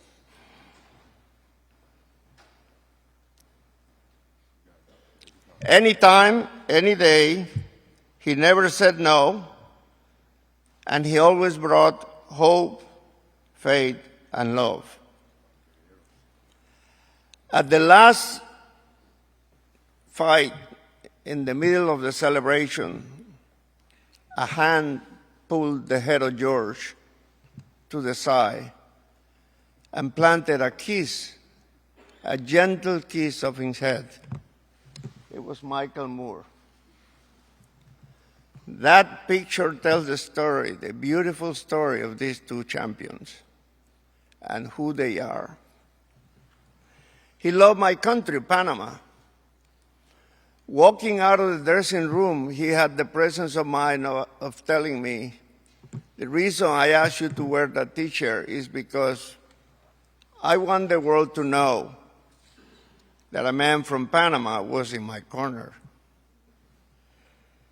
On an interview last year, somebody said, George, can you send a message to Panama? And in his beautiful voice, he said, hello, Panama. This is George Foreman. I love you so much that I can feel your heartbeat. Oh my God, when that tape got to Panama, everybody said, George for president. Love from Jesus' best friend.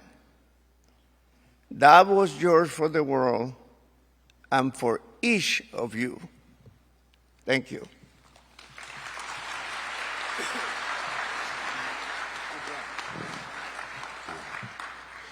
Now I'd like to take a moment to introduce a multiple division world heavyweight champion. We have more title belts in this room, my goodness.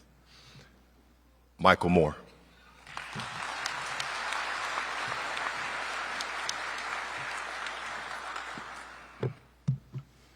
Hello, everyone. Well, I will forever be connected to George Foreman. We went from being competitors in 1994 to having a relationship built on respect for over 30 years. George is boxing royalty, Olympic gold medalist and a two-time heavyweight champion, and also an inductee into the International Boxing Hall of Fame. This man fought competitively in 4 separate decades. The older George smiled all the time. We remember that smile, right? Do not be fooled. When that bell rung, he was all business. What's so funny? For real? Oh, I'm joking. George then introduced himself to another generation of boxers and fans as an analyst for HBO Boxing. George was a champion in life. His faith transformed a shy country boy from Texas to a successful businessman and a voice for the less fortunate. His capacity to reinvent himself, learn from the past, and re-engage with the world shaped boxing and the public for over 50 years. We should all learn from the life of George. We should all learn from the life that George led. Rest well, champ. Thank you.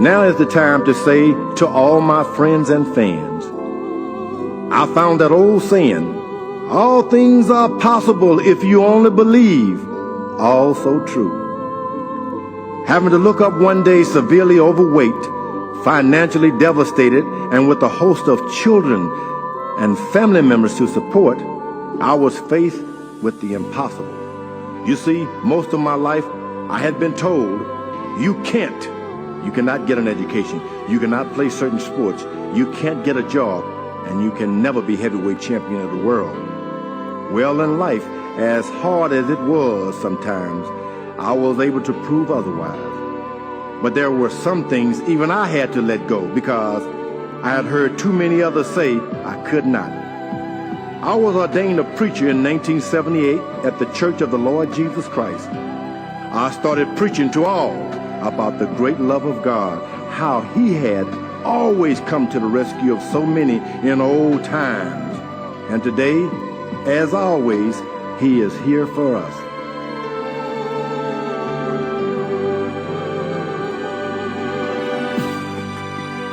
But now, having told so many men and women who after long marriages and lost loved ones, sure you have lost your loved ones, but God is there. God is there to help you. Keep living.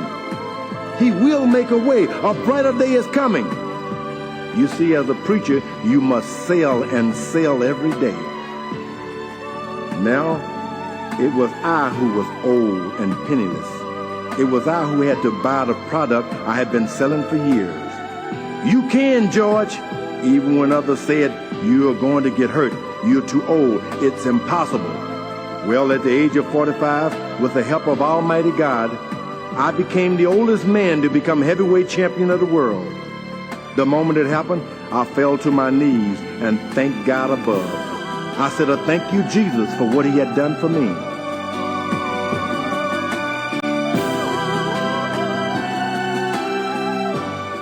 Now, as you approach life and those immovable walls that comes with time, please remember me, George Foreman. Remember that I said, if you can dream it, you can do it. Does not matter what they say.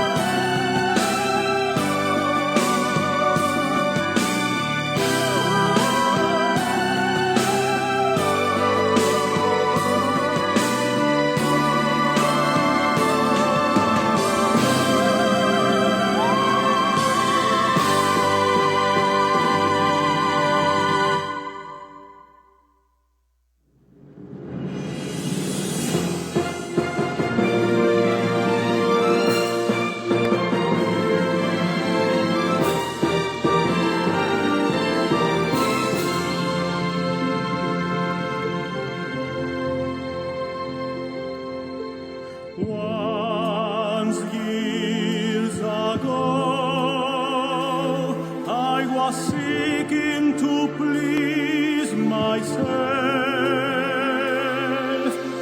but then God showed me Jesus. Now that is all I got left. He walked in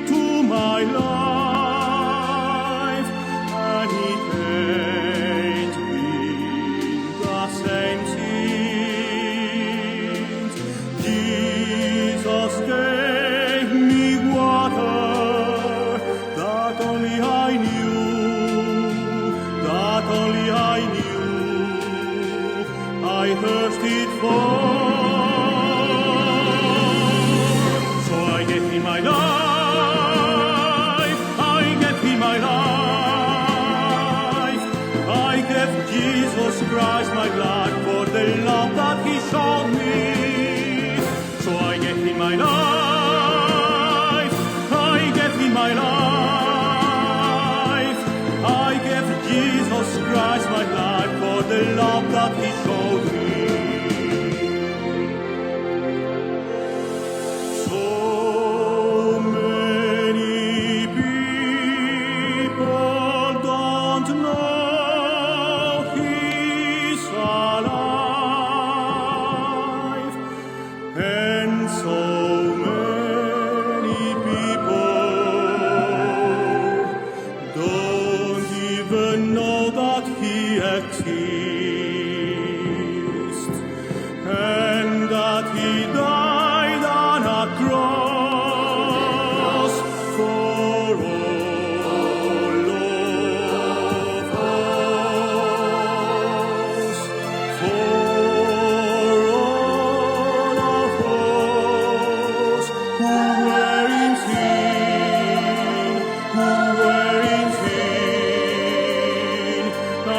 and lost. So I gave him my life, I gave him my life. I gave Jesus Christ my life for the love that he showed me. So I gave him my life, I gave him my life. I gave Jesus Christ my life for the love that he showed me.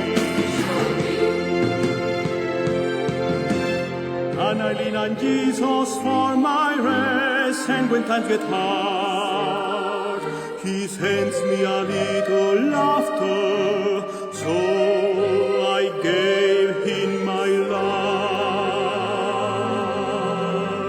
So he gave him his life. He gave him his life.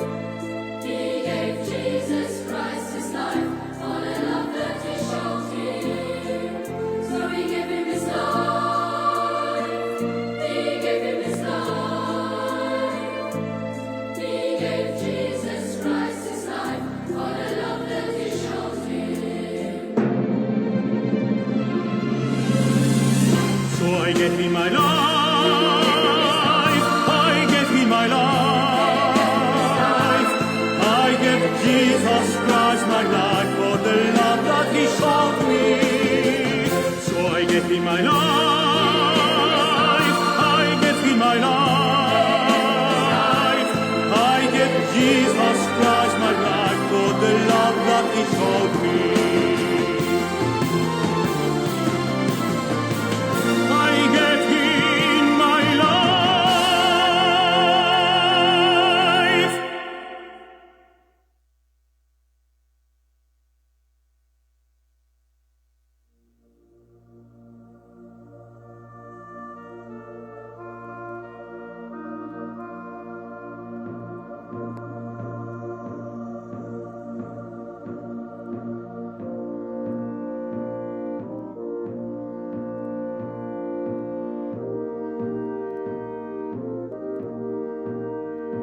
Throughout my life, I have been fortunate enough to set and accomplish many goals.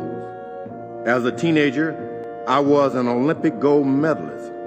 In the span of 20 years, I was twice the heavyweight champion of the world. Often, I have been asked, where did you get the courage, physical strength, and spiritual motivation to achieve so much? To be a champion, there are three things we all need. Number one is faith in the man upstairs.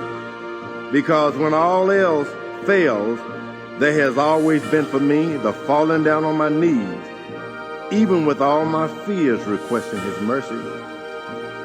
Then there is the mirror, that big thing we all have to look in most every morning, whether half asleep or fully awake. We see the person who really controls our destiny. Knowing no matter how others see us, we've got to be content with the face. Winning and losing can never assure a lasting smile. But saying to the face you see daily, I did my best, can. Of course, like any other athlete, I had to practice and push my body to the extremes.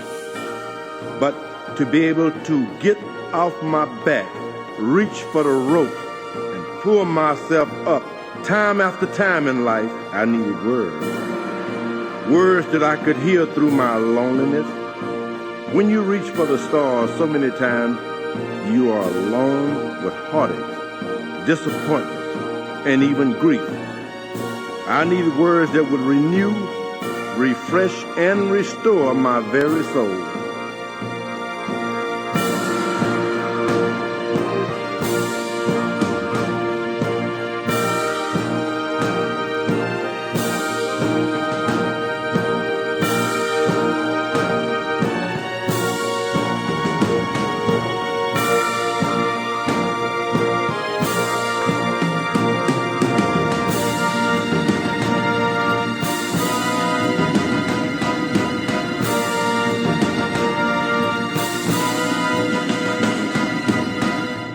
Now, with these same special words that have helped me throughout the years, I have written songs. Songs that, if you listen, will help you as well as your loved ones reach as I did for the stars.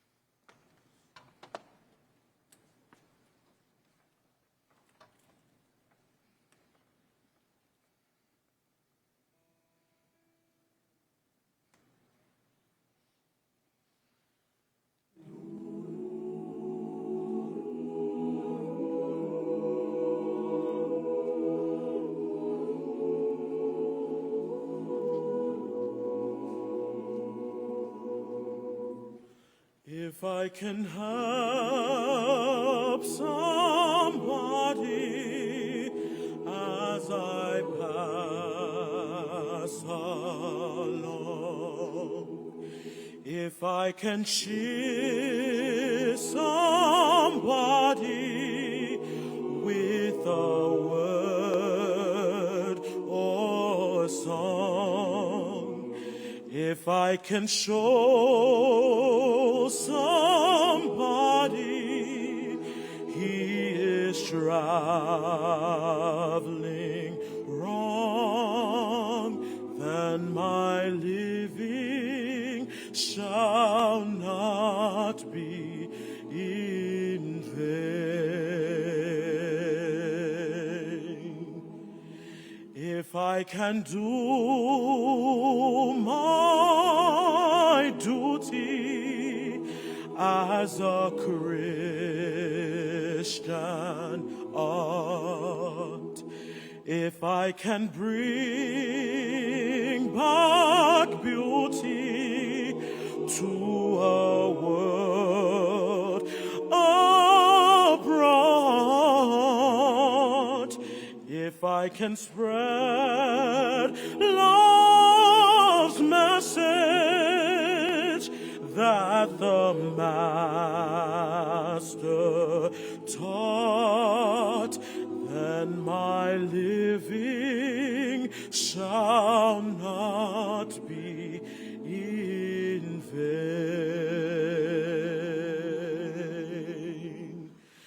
Then my living shall not be in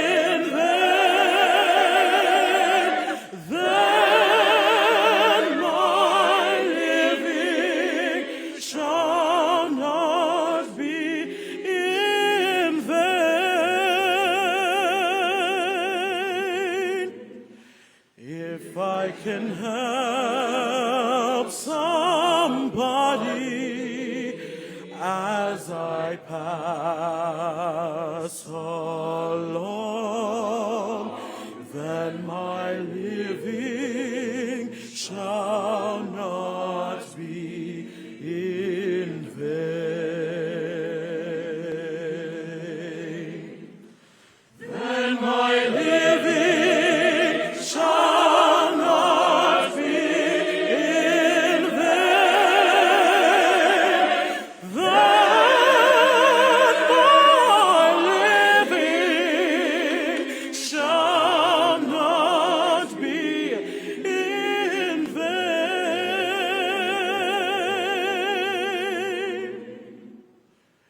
If I can help somebody as I pass along, then my living shall not be in vain.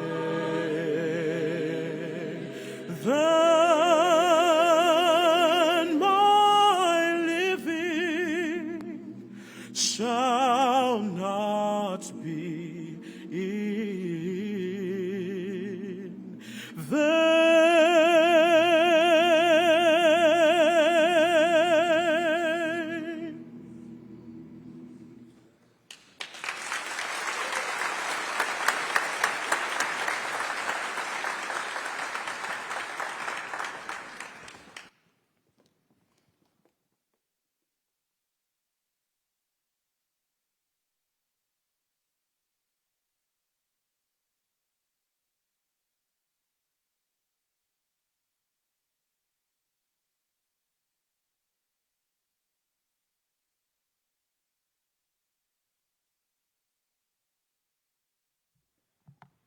I'm George Foreman.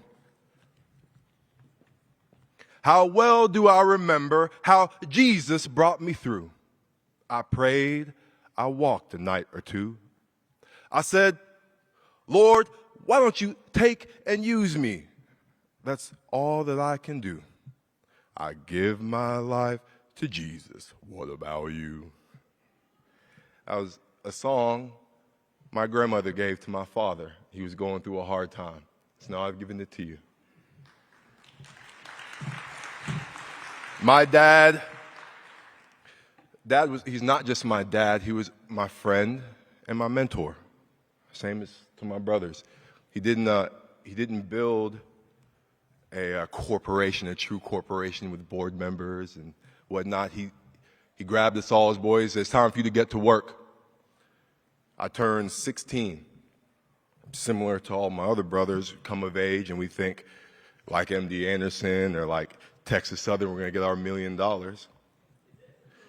I walked in with a big smile on my face. I was 16, driver's license. George said to me, boy, when I was 16, I was taking care of my mother. You're going to be Batman or Boy Wonder for the rest of your life.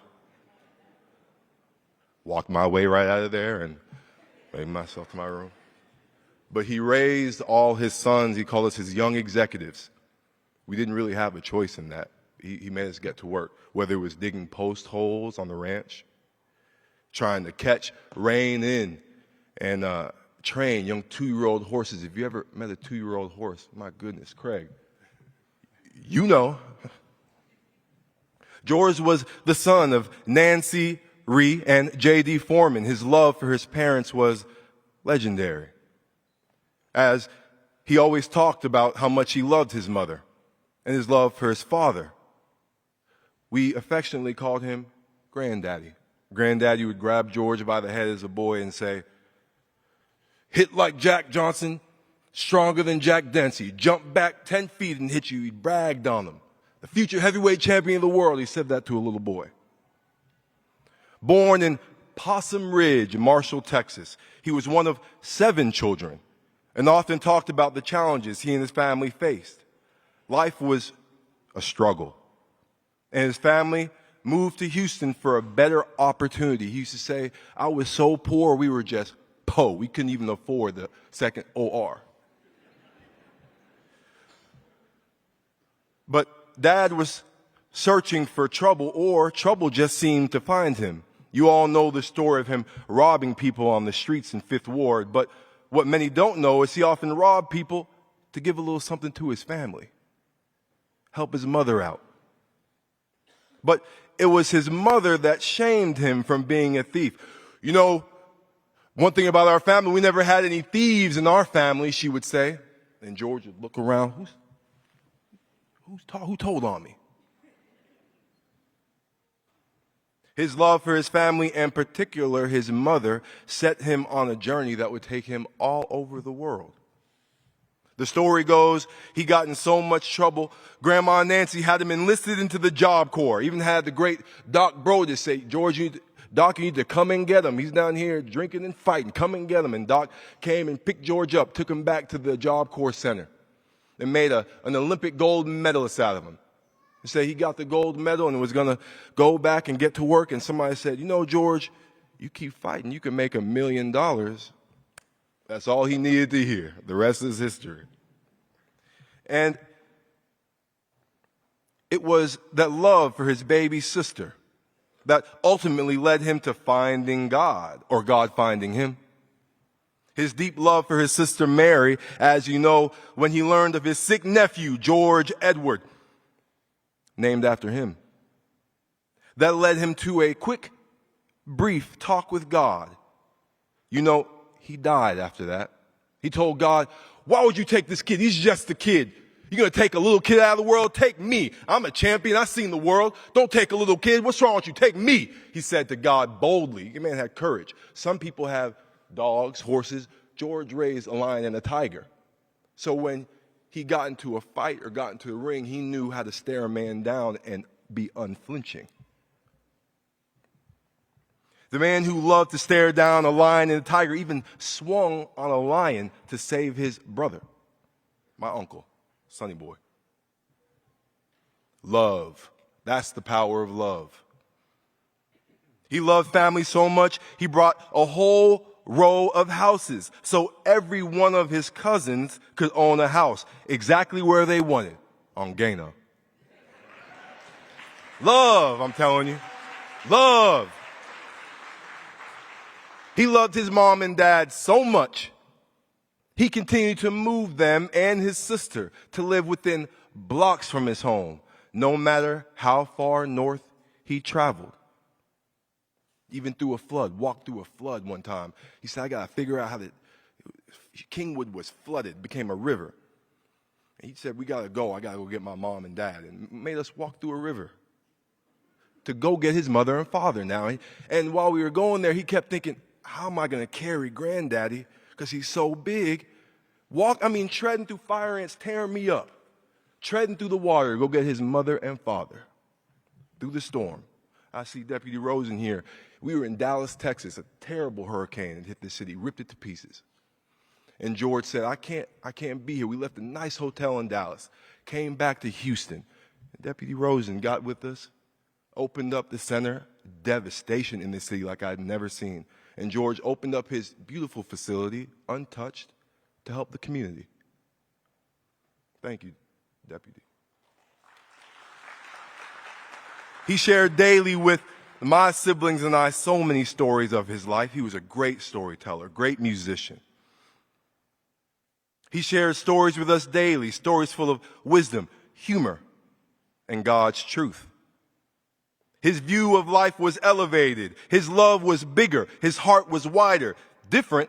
His love was so great that every single person, he challenged everyone to be kind because he knew that was the way. As mom, siblings, children, grandchildren, great-grandchildren, cousin, nieces, nephews, brothers sit before me, I want you to know you have witnessed and received the greatest love. The only greater love than this is the love of Jesus Christ. I know with certainty he is sitting now at the throne, having a talk with his friend Jesus, seeing his loved ones. He always talked about living right and doing right so he could see his mother's face. Now, I guarantee that's where he is right now. Rest well, Dad. We will carry your love with us always.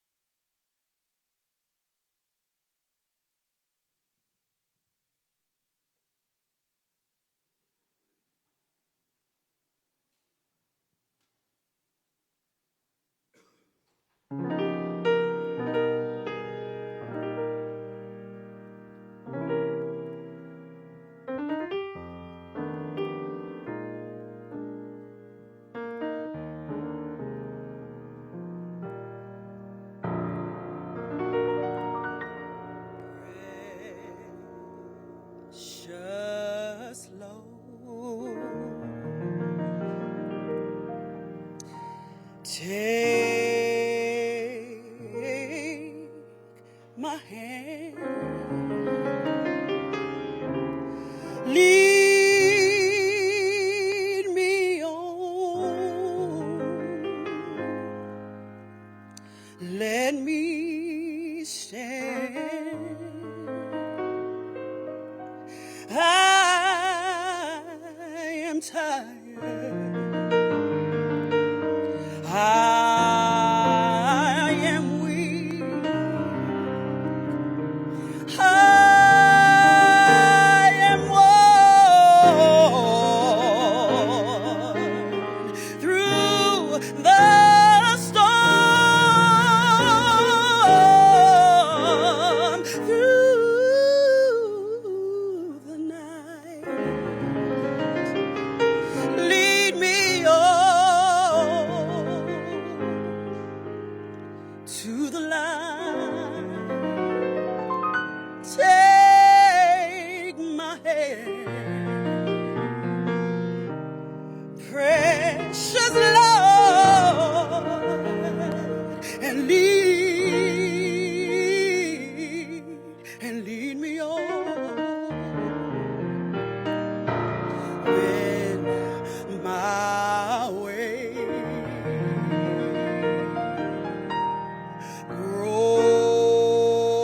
grows straight, precious Lord, linger near. When my life is almost gone, and the river I will stand. Guide my feet, Lord.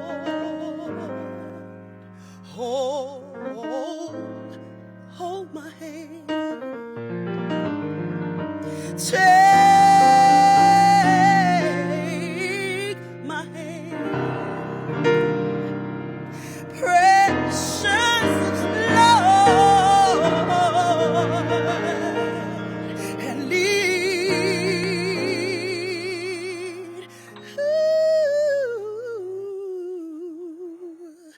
lead me home.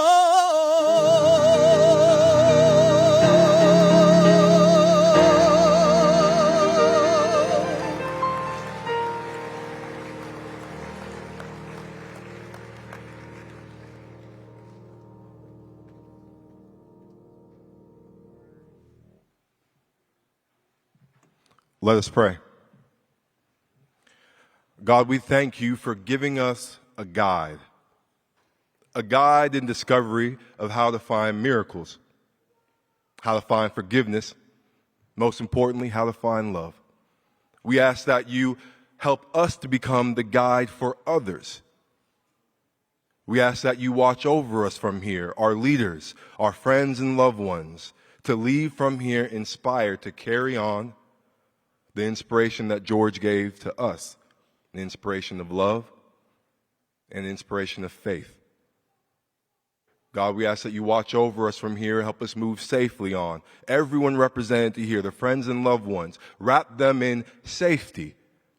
Wrap them in love and comfort. Be by the wife, the daughters, the sons, the brothers, sisters, and cousins of George.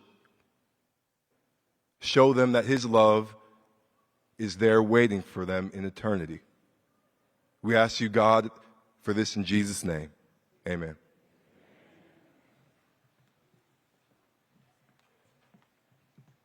Ladies and gentlemen, thank you for coming out today. Please remain in your seats while we allow the family to exit the theater. Thank you very much.